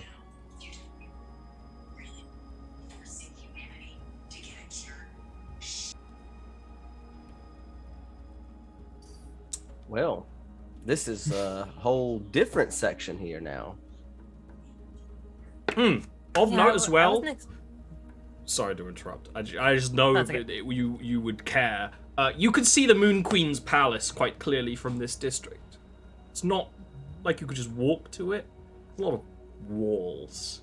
But you can see it. It's tall. It's kind of alien looking. It's very thin and spindly.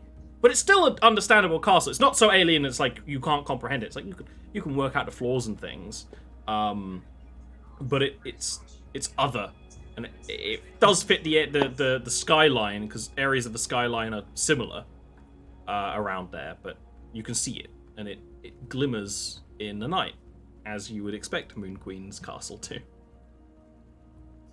Vincent will stop mid-sentence at that site and just take a second and just kind of take it in and memorize it as best he can.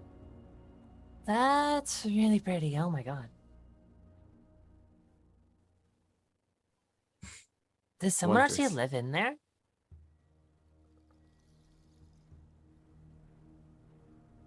Looking at hard. You're talking about palace, right? Yeah. Yes, the Moon Queen got called. But, like, that's so big. How does anyone live in a house that big? Well, I imagine there's a lot of people that live in a house that size. So many people. My entire village could fit in there. Probably like 3 times over. Wonder if they have little plant people like my village does in there. Maybe like the little crystals.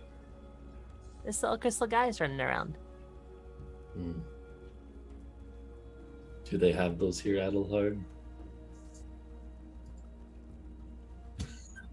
Plants?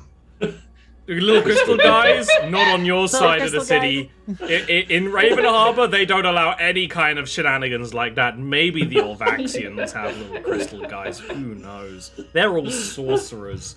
They have all kinds of creatures. Your part of the town? Nah. Yeah, he will say that. Not our part. But maybe by told. Of note, though, while you're talking about this, a pigeon griffin is going to land nearby and start chewing at like a discarded chunk of like a stale croissant. It is a small cat-sized griffin with pigeon-like features. It's a tiny city griffin. Oh my god, I love it. Oh, What is that? What is that? The pigeon griffin. Those are just around here? It picks up That the thing chunk is of bread, real? defensively stares at both of you with its two different eyes that point in different directions, and then will flare out its wings, which aren't that big. It's adorable. It's just. So it's about the size of a house cat? Yeah, a fairly small house cat, too. Like, it's smaller than my cat, who is a chonker. I'm gonna try to like lure it to me. You want to do the animal handling check? Yeah, I'll pull out a piece of my my trail ration. I'll break off a piece of the meat and like try to lure it to me. Give me the animal handling. A small piece. This is when you do roll off the animal handling check, which is on the official Jarviskjir bingo card. Yeah! Party pet acquired. This little griffin is way more interested in like the chunk of like sausage or whatever you have than anything else, and it kind of flings the food away and will pad up closer, and then you kind of get the expectation it might snatch it from your hand, because it's being part cat and part bird means it's entirely impossible to fucking read whatever it's going to do at any time. But it then starts eating out of your hand quite happily. I have an idea. And actually starts to purr, which is it's like a purring coo. Snow would be like, hold on, wait a few minutes, and he's gonna start doing speak with animals. Snow. We need a new Not Zelius. I'm gonna speak to it and learn its name. Don't worry. And so after 10 minutes, Snow will have cast Speak with Animals as a ritual action. I haven't done this in a while. And he's gonna be like, hello, little one.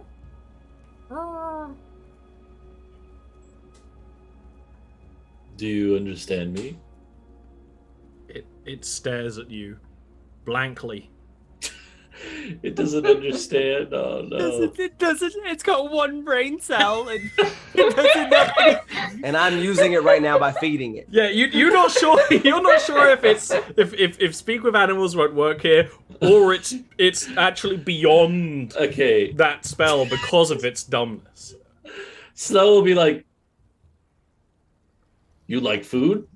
He's gonna try and dumb down his speed.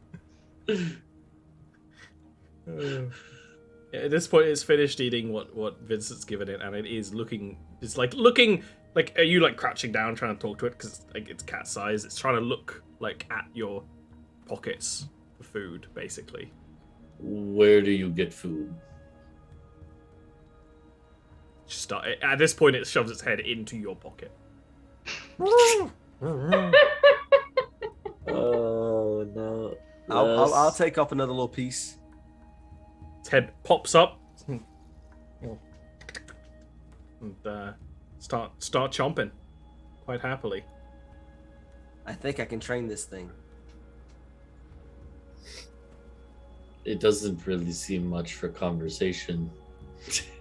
I don't think you'd understand. The northern men would go bananas over something like this. Well, it is cute enough, I suppose. I've never seen anything like this in my life. Me either. I've heard of the big griffins. I've worked all over livestock all over, but this is different. New Not Zelius? New Not Zelius. You picked it up. It doesn't really seem. Its legs are like moving like when a dog thinks it's like swimming in air. Even though it can fly, so that's even stupider than it normally is.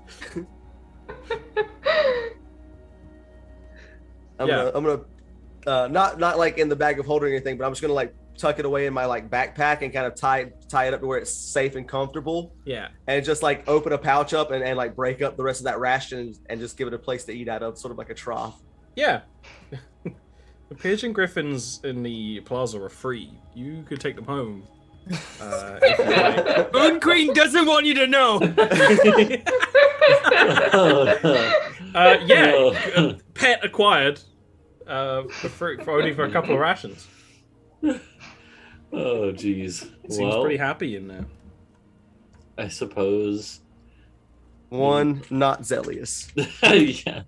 Do we want to look for like a tavern or inn combo? I guess I don't know. Yeah. Yeah. Mm-hmm. Well, I like I guess find the said, nearest one. yeah, Yeah. this is a new built-up area, and where there are foreign merchants, there is a tavern.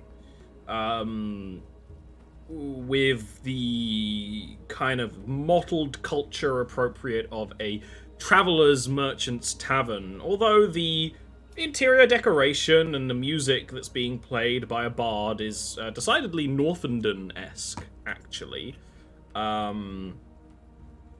It's relatively busy at this time. People relaxing after all their work, being served by Raven Lords and Alvaxians who work here.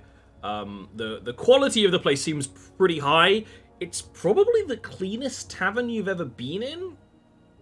Like, the second some dwarf is like, oh, does a big thing, and someone knocks over a drink, there's two barmaids instantly zip over and clean it up.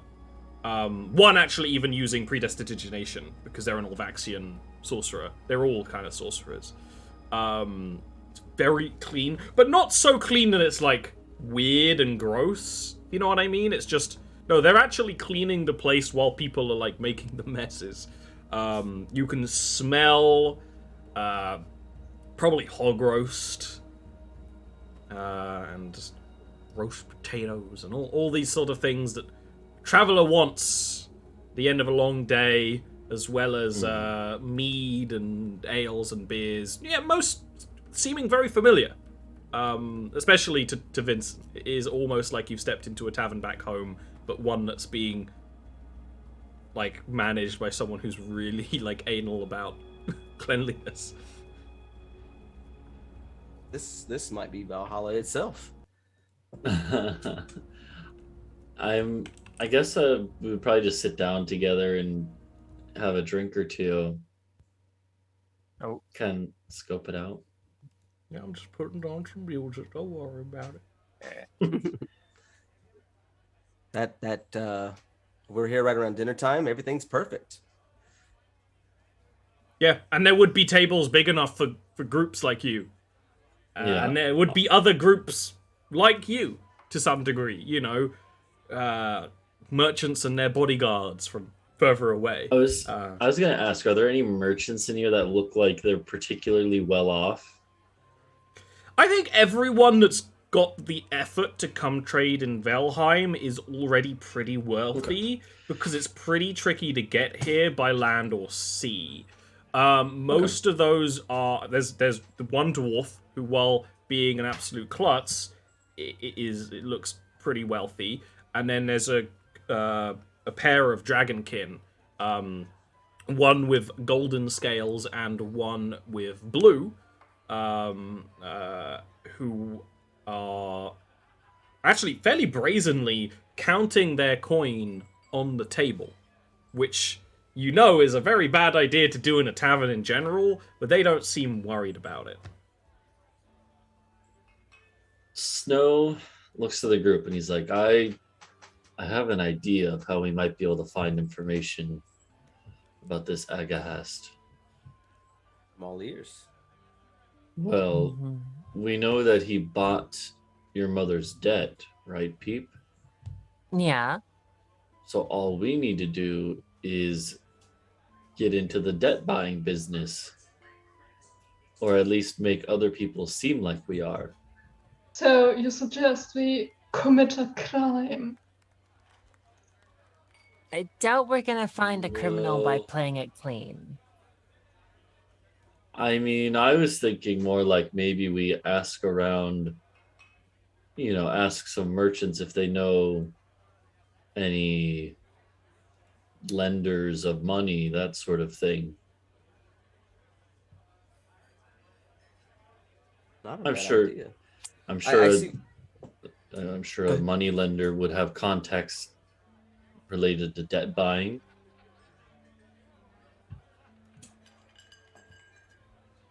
Perhaps, yeah, that might not be a bad idea. We could also look to perhaps purchase a debt of our own and see if we can sell it for a little bit of a markup.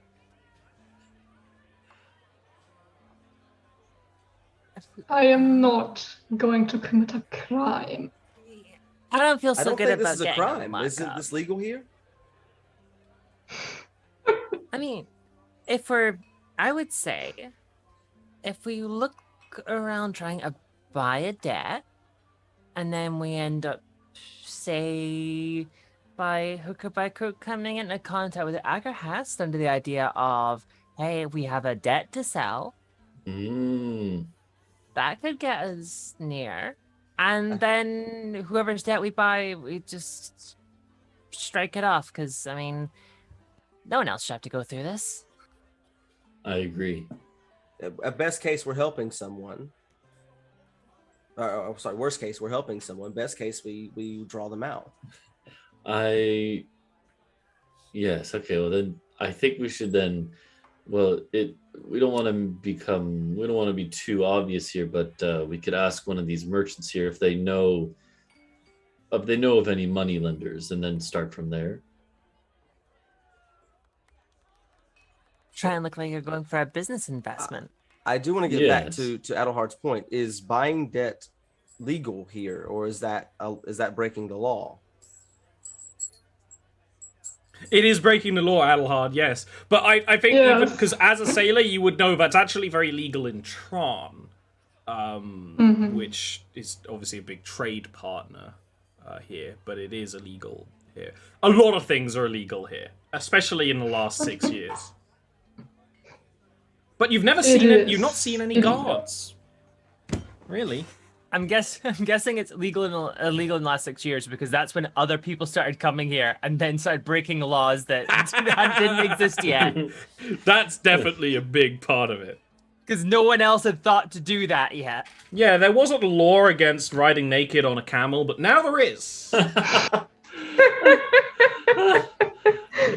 Well, Snow would look at the group and then look at like the merchants in this place and be like, well, I don't know if I should be the one doing the talking. I don't think I come across as the business investor type.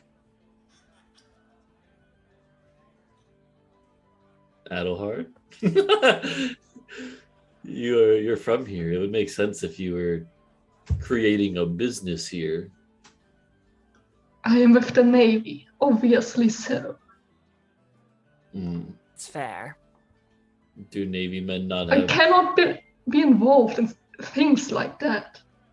Oh, okay. That's true. Well, Vincent, you could always pretend that you're a foreign investor.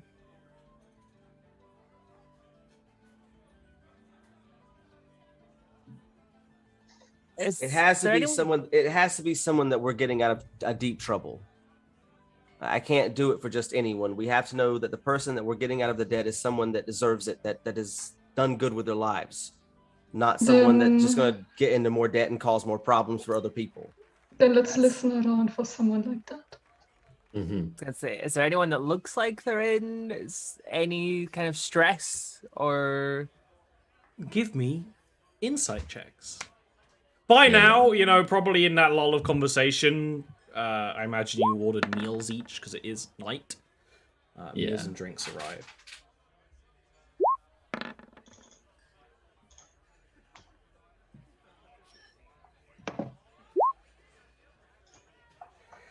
Everyone here looks happy. The merchants who are from out of town look happy because they're being well served, and the bar staff are all smiles. No complaints, no bitching, even behind the doorway of the kitchen. It's all smiles.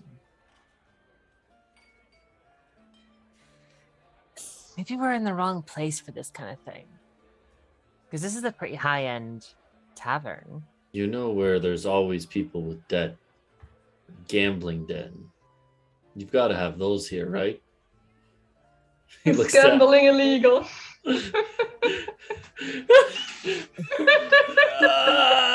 There's definitely not an open gambling den in the Grand Plaza, but you're pretty sure you'd be able to find a gambling den where the Olvaxians let's hang go. out. Those, Yeah.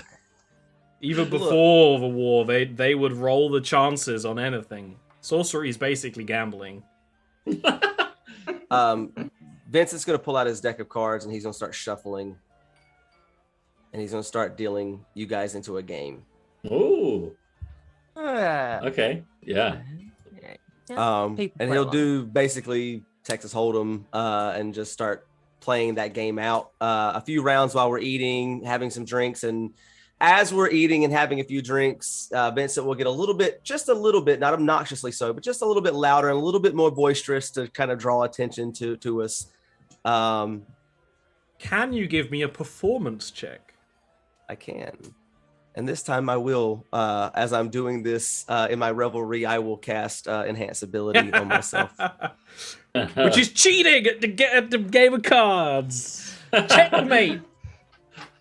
I would like. This to is definitely the kind of probably city not where playing there's... games. Yeah, Oh, it did not pay off. Oh, 666 though. But in like a Triforce. That's perfect. Yeah, if anything, you know, it doesn't We seem have out of some the ordinary. Satan. The people don't interrupt your game. While some folks definitely notice, and the staff definitely do. If anything, the staff are more than courteous, you know, refilling your drinks even when you don't ask for it, but making sure they do it away so that the water won't splash your drinks. Like, by now, it's very late. A lot of folk have headed up to the upstairs bedrooms and to the attached kind of houses you can rent for the night to this tavern. It's because I still feel conflicted about this. I mean, there's got to be. I mean, it's a good idea.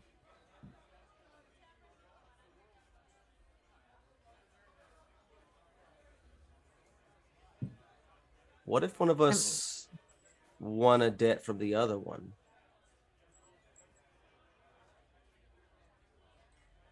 What do you mean? I mean, what if we tried this again somewhere else, but we just made a show of it? One of us won a debt from the other one. One of us will enter separately. We play out a game. We make a performance of it. And then once whichever one of us wins that debt, we turn around and try to sell that debt because we're leaving tomorrow and we don't have time to make sure it gets seen.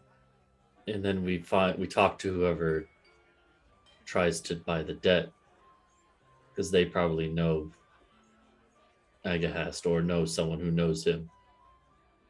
I like this idea. Then we're not getting anyone else involved, and there's no potential for anyone else to get hurt. Yeah. That's fair. Yeah. I still cannot be part of this. I understand. If you want, Adelhard, you could be watching the room to look at people who might be interested. I keep an eye out. Yes, I say we go out to the busiest tavern we can find at this time of night. Probably a bit of ways away from the plaza here.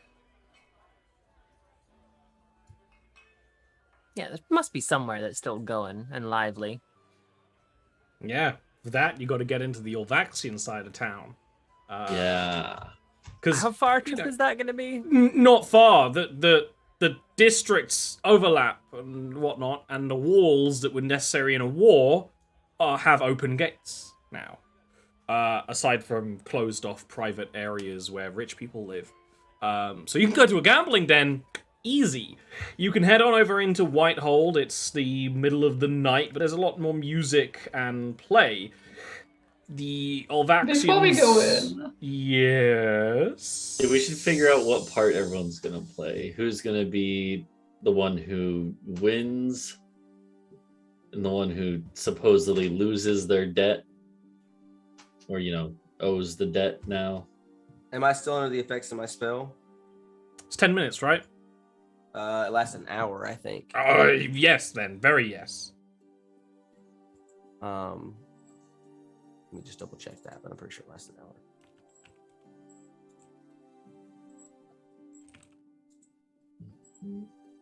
Yeah, up to an hour concentration. Okay. Yeah, you're good then. So then you should probably be the one like winning the game, right? That would make the most sense. I don't know. Do you think I can portray winning better than I can portray losing? Well, I guess that's true. The loser would be the one who's probably gonna have to make a show of it because they have to be like I'll never recover from this debt, you know. I'll never financially recover from this. Before we go into the place, I will dip into an alleyway. I'll take my armor and my weaponry off, and Okay.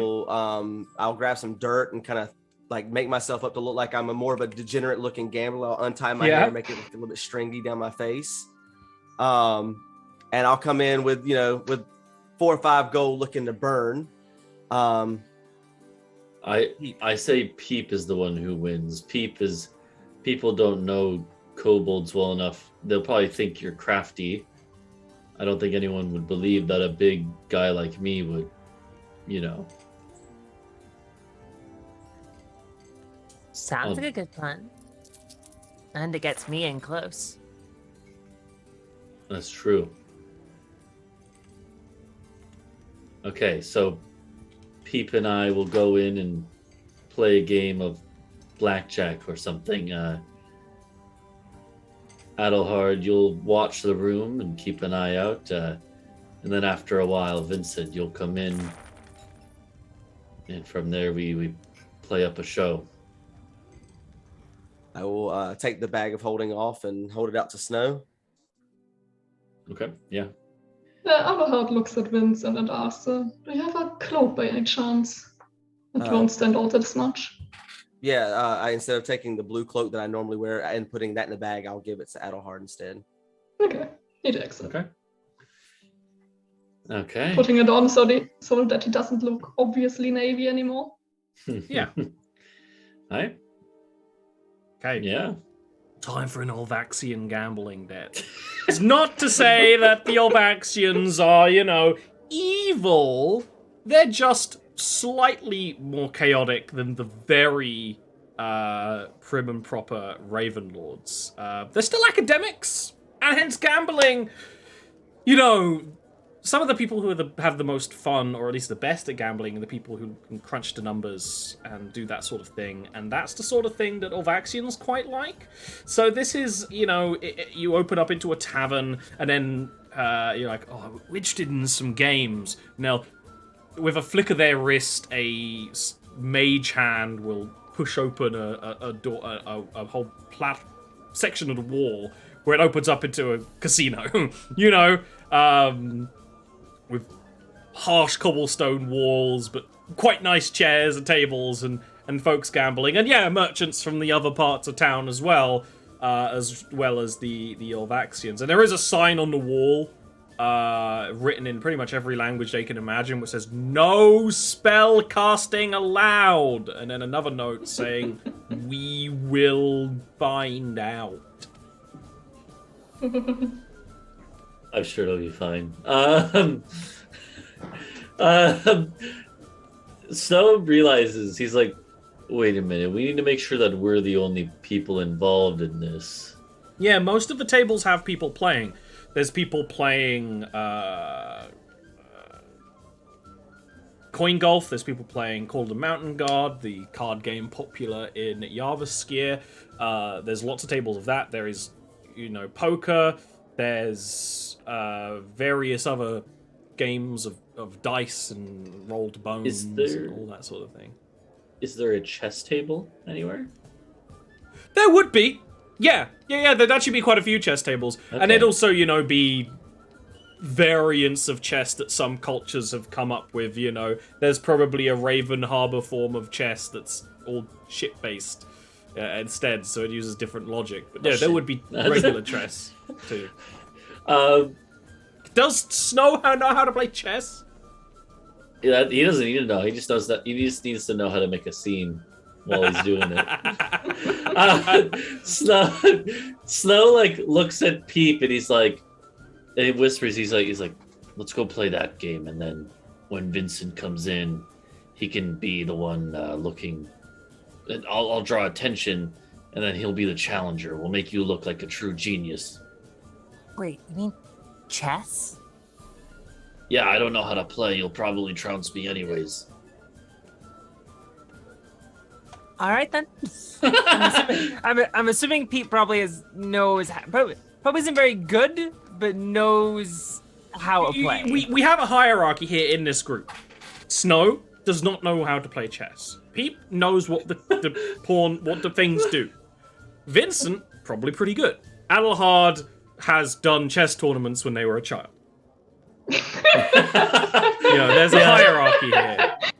And then there's Sabriel, who's played chess for 900 fucking years. Who's not here right now, luckily. So he wouldn't let you get into this situation. I feel like you could have said our real names, and that still would have stood true. So Snow would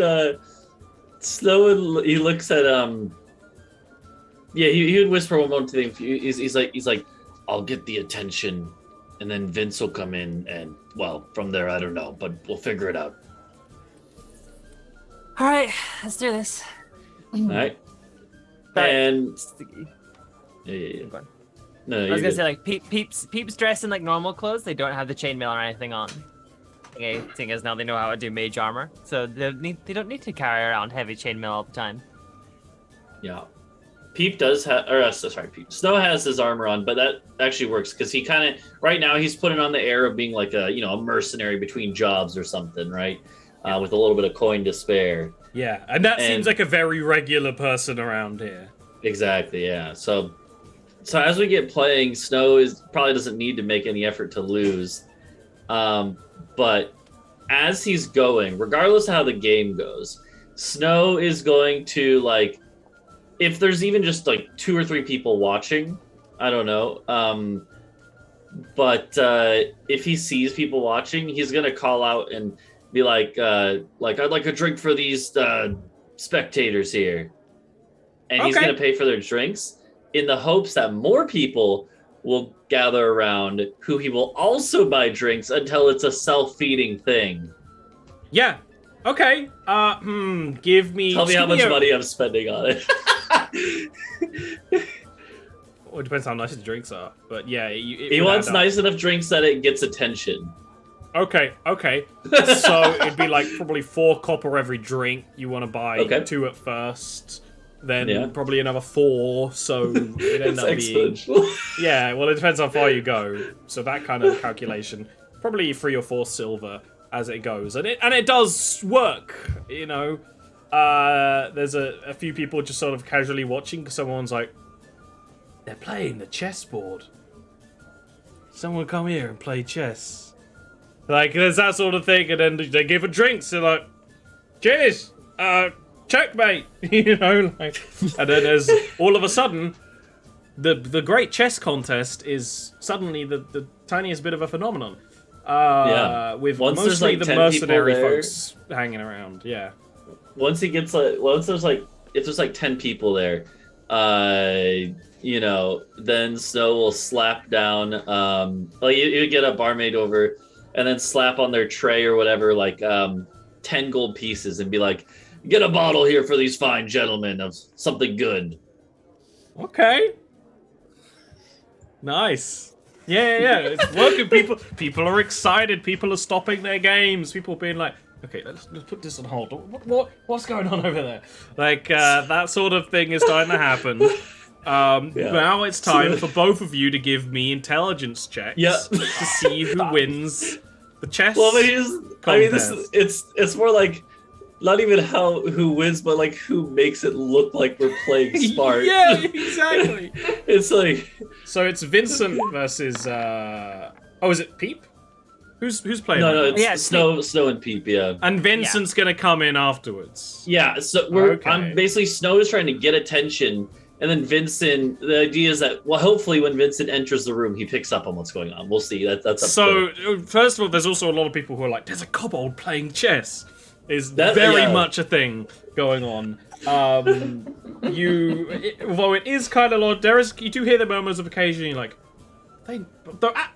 of note, the Raven Lords had a dialect that was common, but you didn't quite understand it. Sometimes the Orvaxians speak a language you don't know. Okay. Kind of hissing Latin kind of language almost. But you do hear the occasion like, that's not, no, a rook doesn't move that way. like, But what language is it?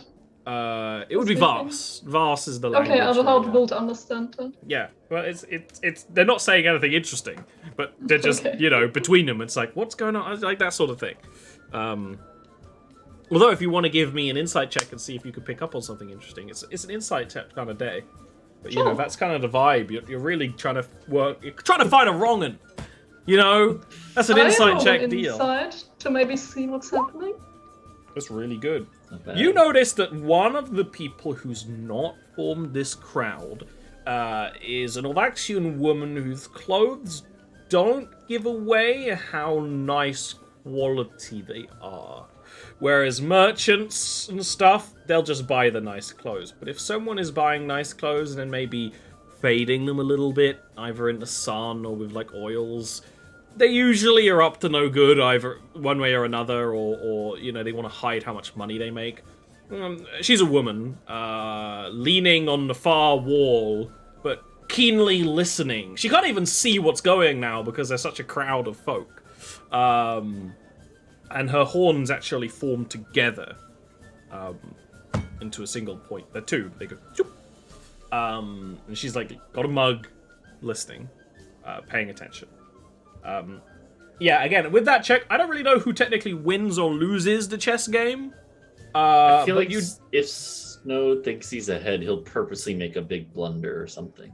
Yeah. Okay. And then when the game is like obviously going one way, he'll just stand up, or well, I don't know. He'll wait till Vincent is in the room, I guess. I don't know how long we didn't really. Make Vincent must have drifted in by now, one way or Yeah, another. I would have waited 5-10 minutes tops before Okay. I walked into the room. And there's a So, like, crowd once- around a chess table. Yeah. Once Snow sees Vincent, He's gonna look at the table and just like this is his game. Like he's got that that this is my lucky night and chess is my lucky game. I'm gonna turn this 5 gold into 1,000. Let's go. so Snow will like when he realizes he's lost, or else he makes his blunder, he'll be like, you've bested me, little one, and then he'll put a few gold pieces down. He's like, at least we're only playing for low stakes. I know you're ready for much more than that, but is anyone else here willing to challenge my friend? Low stakes. Low stakes, you say? I've got 5 gold. I can play with 5. I can roll with 5. It's my night. It's my night. And I'll put the gold on the table. And at this point, Snow is just like, "Oh, there you go, and good luck, man. You look People like you can set use it." 5 gold out as well, just thinking like there's matching bet. And at this point, I think Snow is now gonna like try to keep the crowd interested. He's gonna be like, "Yeah, like pay for more drinks if needed, and just like keep the crowd into it." And as Snow's making that distraction, Vincent's gonna lean in just like he's looking at the pieces, and he's just gonna whisper to Peep, "Just follow my lead."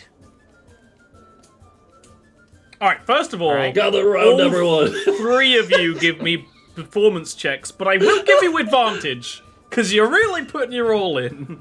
So all 3 of you have advantage on that. Let's go. So I will say this: if I saw that sign that you mentioned, You would have Vincent dispelled. would drop the spell. Yeah, I would drop the spell. Okay. I'm not gonna push that luck. Yeah. That's You fair. you see that there are like guards here, but they're bouncers who like they're carrying a mace, but also like leaning on a staff. Like spellcasters are common here because they have spell blood, basically. Okay, I just want to see the numbers. What's the lead? What happens next? So Vincent is going to start the game off strong, and then purposely, just like Snow did, lose. But when he loses, he's gonna I'm gonna throw a whole, like, not a whole fit, but I'm gonna, like, that was my rent money. That's the last of it. Give me one more chance. 1,000 gold. I know I don't look like I have it. Ooh. Yeah, Stowe was like 1,000 gold. He like booms it out with his voice. but if you'll bet me 1,000 gold, I have something sweeter. And I will take a knife off the table and I'll slice my hand open. And then I'll just lay my hand over it and heal it. Oh. And you do notice one of the guards who's like leaning on this, like, it's like an iron rod staff. Does like kind of adjust their stance a lot more. But this is such a kind of show. Like, they don't like go, or like, and also, you know, no magic allowed. They didn't really expect healing magic to be the thing they're gonna bonk people for. But yeah. All right. If you'll bet me the 1,000, I will give you my magic for a year. I'll take it. Let's go. And then I'm going to play. And I'm gonna lose. Peep is playing it like playing it cool and just like going on, but inside he's like, oh my god, what the fuck is going on? Okay. But yeah, let's play the match. Observing the crowd, how's it looking? People are like now it's a party. This is very exciting. People are on edge. People are like going like, you gotta go get the friend. He needs to see what's going on over here. The woman that you spied on, when Vincent did that, you saw her when the guards, who are definitely like sorcerers or magicians in some way, were solely focused. She kind of words of blue magic kind of almost apparated from her wrist to almost like a snake, which she kind of all like, and it through one of the like small little windows. So she like sent a message off. Spell that is. Yeah, you can give me an Arcana check. Mm-hmm. Can give a Arcana check. It's clearly a type of messaging spell in Jarviskjir that there's much more than just message and sending.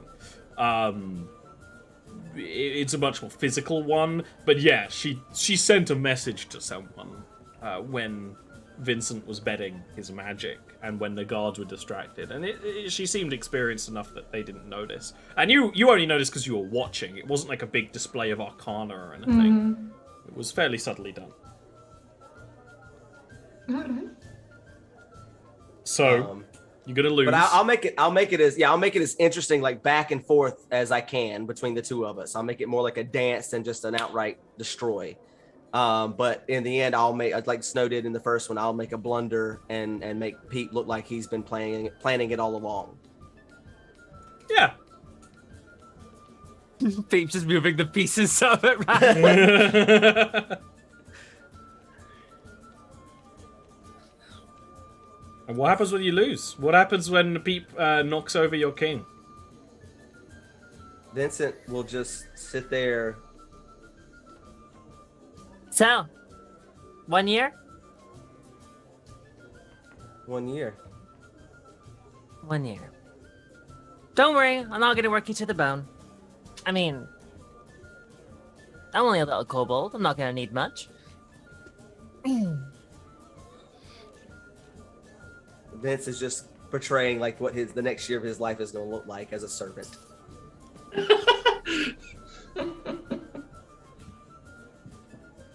People like take like the little bit of gold like those left here with the first bet just into the pocket. All right. I'm done for tonight. You can all people like hop off. Try like Yeah, the crowd People starts bravado. dispersing around you. Yeah. Yeah. Now, if you wouldn't mind, I'll hand one of the coins back to Vincent. Like, Get me a drink. Something nice. Is there anything I should call you? He freezes. Like, oh shit.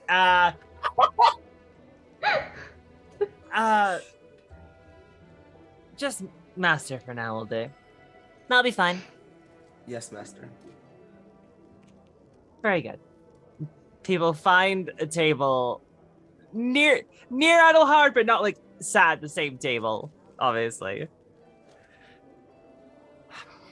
When you go to get Master Peep a drink, that Olvaxian woman walks on over. There are spurs on her shoes, so there's like a clicking sound. And she'll lean over and when you like put the coin on the table, she'll kind of almost wave your hand away and like, I'll buy this one for you and your Master Kobold now.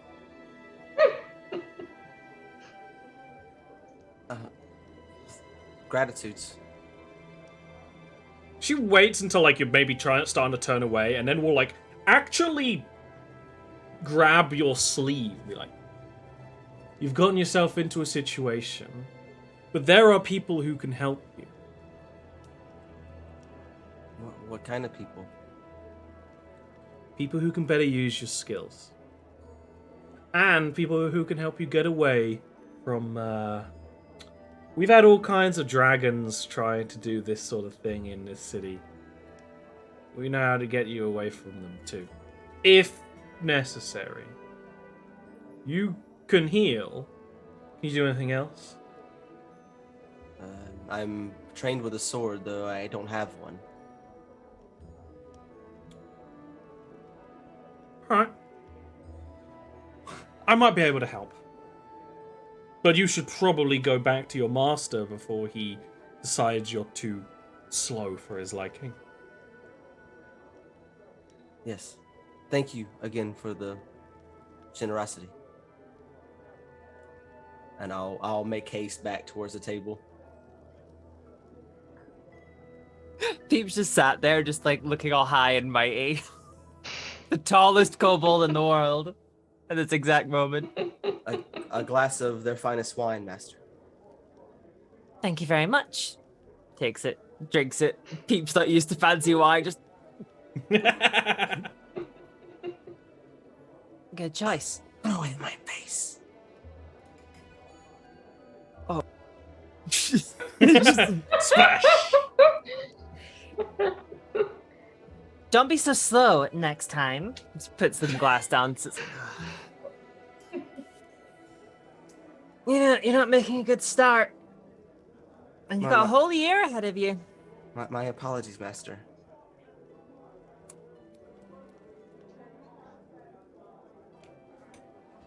What's Go Snow get me doing another. now?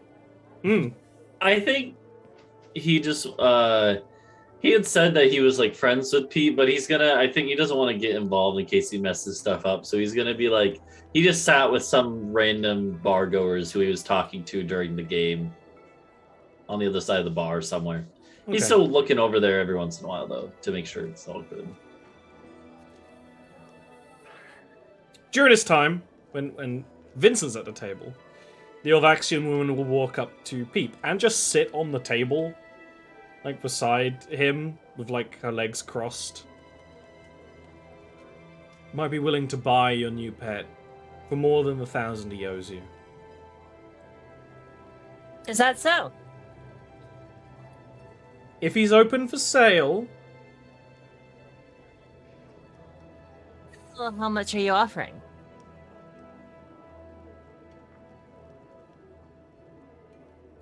$1,100 and he'll be out of your hair forever.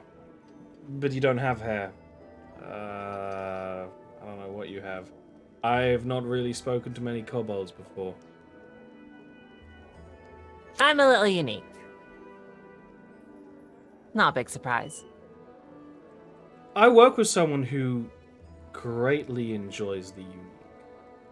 And your friend over there is unique too. Do you know if those horns of his, they come off every year? Like a deer's? I don't know. To be honest, I don't know. Had them as long as I've known him. Well, almost. Consider the offer. Don't rush. Well, And she'll like tap your claw. Give me a charisma save. Oh no. ooh, this would You're be- within 10 feet of me, so you get +2. Ooh, nice. that is exciting. That is 12, probably not enough. For some reason, you feel suddenly kind of gassy. Not like enough to be like you got to run, but just like weird, like your stomach's just kind of like maybe it was the wine. Honestly, it was very rich wine. It's just like a weird kind of like bubbly feeling. I mean, I'm not gonna be in town for very long anyway, and I wasn't planning on having a traveling companion.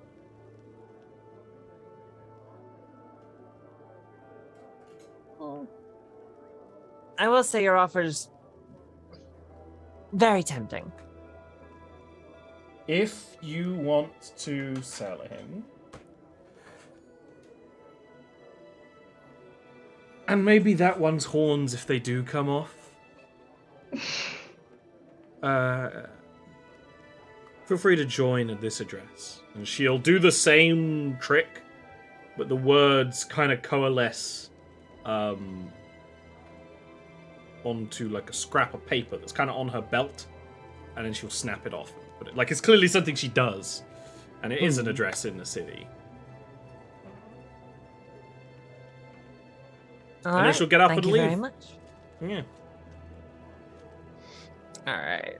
I think people probably keep up the illusion of having Vincent as like a servant for like a bit longer, and then sort of motion like, all right, can we get the fuck out of here?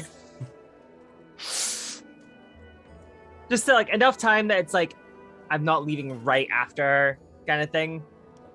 So just play it cool, and then like, all right, I think it's time to leave. Come on. Make a little Let's- like nod to Adelhard and Snow on the way out. Yeah, if Snow sees them going, he'll go after a minute. Yeah, Adelhard will leave after like 10, 15 minutes, not to make it obvious. Yeah. You can leave the smoky den of casino frills. It's morning now, but like the sun is rising by the time you're leaving. Yeah, I guess we should go back to that other cozy tavern and then Buy Get a rooms. get a room. Get yeah, rooms, yeah. The moment we're like a decent distance away from the casino, I'm like, that might have been the most uncomfortable experience of my life. Oh my god. I'm so sorry about the wine. No, you sold it beautifully. It was perfect. Yes, these are dangerous people, Peep. We have to be. She couldn't wait to get me away from you.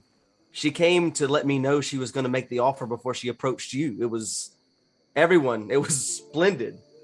She was interested from the moment you made the bet.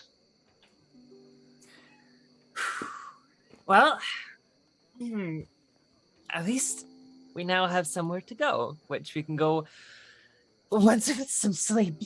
Yes, let's sleep and then we can figure out what to do with this address. Okay. So Snow spent a bunch of money today on drink. You also Yeah, bought a meal earlier. I took I could just take a bunch of gold out if you want. The meal would have been at least would have been 2 gold for everyone. The inn stay would be the same, 2 gold for everyone. Half that if you want to share rooms.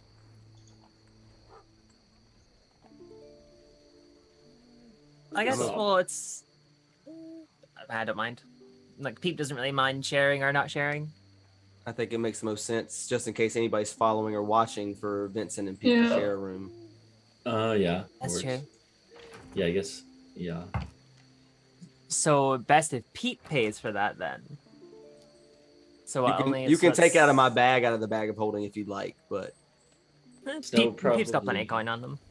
Snow probably needs his own room because he's big. yeah, exactly. So Peep and Vincent share a room, and then Snow and Adelhard have separate rooms, and you can finally get to sleep fairly well during tomorrow. You know, getting to sleep at like 5-6 a.m. Yeah.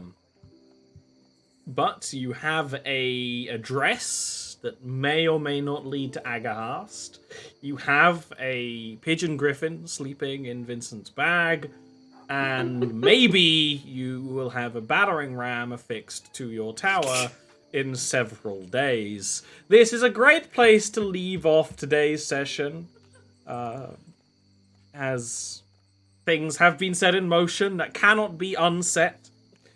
At least until one of you learns how to time travel, which is not impossible.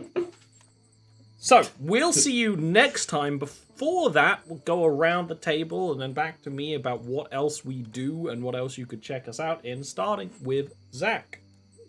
So I am in the process of editing a very, very cool video. It's the first one shot of the Pathfinder thing I've been talking about for a little while now. That will be up on August 1st on YouTube. Excellent. Nice. That's gonna be great. Poetry.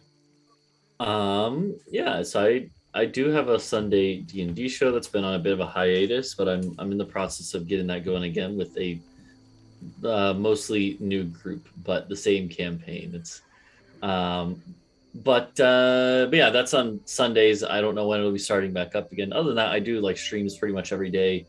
I've been doing a lot of Sekiro challenge runs and stuff, and yeah, you know, chaotic in those games just like in this one.